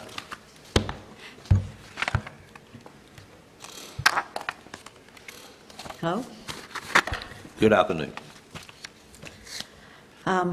We have just a few today. The first one is the following amendments are presented to the board consideration for fiscal year 24-25. This budget amendment makes funds available from the Granville Vance District Health Department to engage in consumer education and feedback to decrease health disparities in rural counties. There's no county funds required for this amendment. The next one is for emergency services. This budget amendment makes funds available from Duke Clinical Research Institute for public relations. There's no county funds required for this amendment. The third one is for Parks and Recreation. This budget amendment is to budget fund balance appropriation to cover parks improvement expenses at Glover Park as per the agreement between the town of Nashville and Nash County. This funding will be used for FY25 projects, which includes a scoreboard upgrade and facility audio system improvements. Both projects were approved by Nashville Town Council during the October 1st meeting. This is a reimbursement situation, so we would just pay the money in the beginning and then we'll be reimbursed for it in the future. The next one is this budget amendment makes funds available from the opioid settlement. The funds will be used for naloxone distribution, peer support, and post-overdose response team, collaborative strategic planning, and travel and training. This is the project that Tia is working on. This had been previously approved by this board. We're just going to try to get it on the books now so she can use it. The final one, this budget amendment is to budget fund balance appropriations to fund the C&D Landfill Borrow Area Development Project at Nash County Landfill that Jonathan spoke about earlier. In addition to constructing 2 additional disposal cells, the project includes installation of a wet pond and other measures to meet erosion control requirements and development of a soil stockpile that can be used to meet and cover requirements at the landfill. All right, any questions on either of those? Mr. Chairman. Yes, ma'am. I have one question on number 4, and Tia May can help with this. Professional services, $500,000. they already been hired or contracts served? What exactly does that include? So that professional services, can you hear me? The professional services line is for the peer supports that we discussed for the detention center, and also peer supports to support the post-overdose response team. So we have not posted or filled those positions. This just makes it available so that we can. Okay, thank you. Thank you. Other questions on budget amendments? Seeing none, I entertain a motion for approval. So moved. Moved by Commissioner Wilkins. Is there a second? Second. Second by Commissioner Leggett. Questions on either of the amendments? Seeing none, all in favor, let it be known by saying aye. Aye. Any opposed by a like sign? Budget amendment stand approved. Thank you, ma'am. Thank you. We are now on item number 30, which is commissioner comments. I'll call on any commissioner that has any comments, make them at this time. No comments? I have a comment. Please go ahead. Feel like I've been kind of chatty this meeting, but a lot of important things. So Monday, November 11th is Veterans Day. I'd like to express my appreciation to the county for the resolution that was passed to support Operation Greenlight. Having had family members, most of which who've already passed on, that have served in the military, makes it very personal to recognize those who've served in the military. However, it makes it more personal, I believe, to be able to get up every day and live in a free country, knowing that it's our veterans that have stood up for our freedom that we are able to enjoy today. Also, I would like to recognize that Farm City Week is coming up. It's being celebrated the week before Thanksgiving this year. Farm City Week helps to highlight the relationships between rural farmers and urban consumers and the businesses that help support the agricultural industry. Farm City Week also serves to recognize all of the work that farmers do to provide food and fiber for our neighbors in the cities. Our local cooperative extension and Farm Bureau will be hosting an event that the commissioners will be receiving an invitation to, so please keep an eye out for that. Also, since I have your attention, I will remind you that it is harvest season, and please keep an eye out on the roads for farm equipment. We all tend to get in a hurry, so if you get behind a slow-moving vehicle, tractor, combine, just take that opportunity to be thankful for the food that's on your table and for the work that the farmers do every day. And finally, I'll say thank you to Commissioner Cone for his service to Nash County. Thank you, ma'am. You didn't remind us to vote tomorrow if we hadn't voted. Yes, go vote. Okay, thank you, ma'am. Other commissioners have comments at this time? I'll be very brief. The housing report, we did have 69 permits issued during the month of October for new houses. That was 53 stick-built homes and 16 modular units. They were by 19 different builders, and again, were scattered pretty much throughout the county for the most part. Those are the ones that are located outside of the city of Rocky Mount. Of course, we had another slow month on commercial construction, and there were $2 million worth of permits issued for commercial construction. I would advise the commissioners that I will be contacting you during the next, between now and the next meeting about committee assignments that you currently serve on. We have some that we would need to be putting different people in as the board changes a little bit. And if you would think about where you're at before I call you and see if there's anything that you are doing that you don't like to do, or if there's anything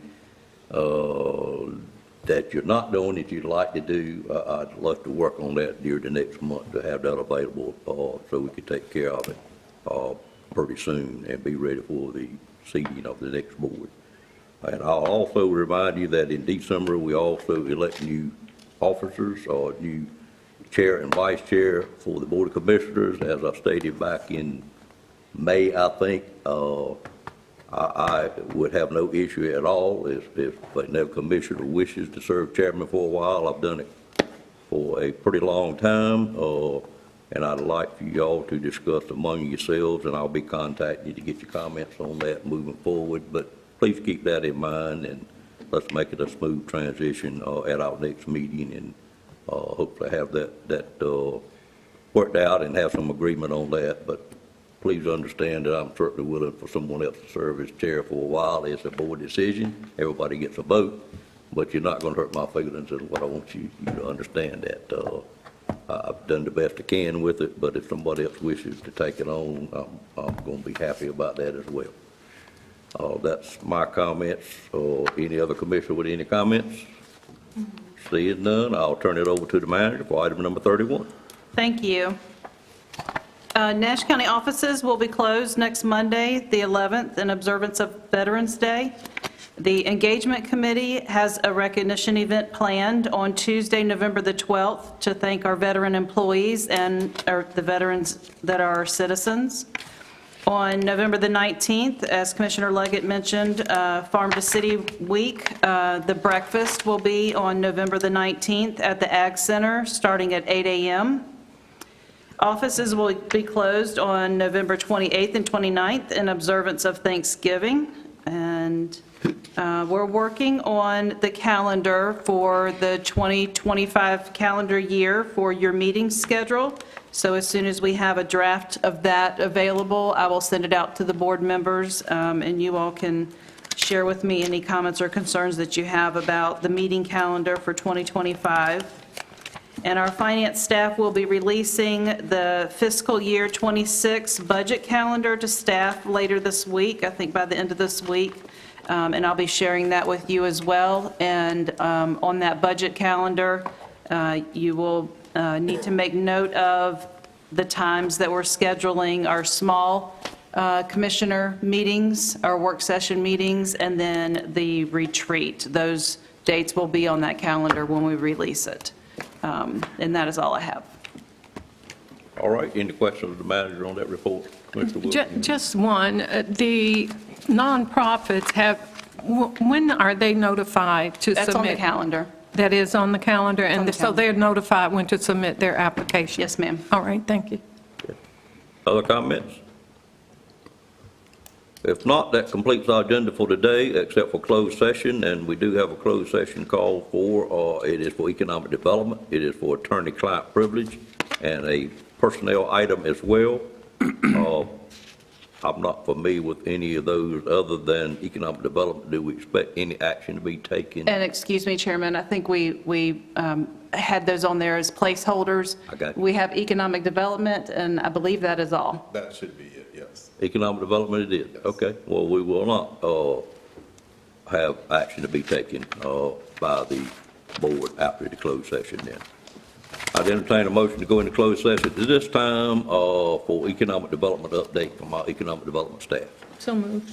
I move by Commissioner Wilkins. Is there a second to that motion? Second. Second by Commissioner Harrington. Questions on the motion? All in favor of that motion, let it be known by saying aye. Aye. Any opposed by a like sign? Motion carries.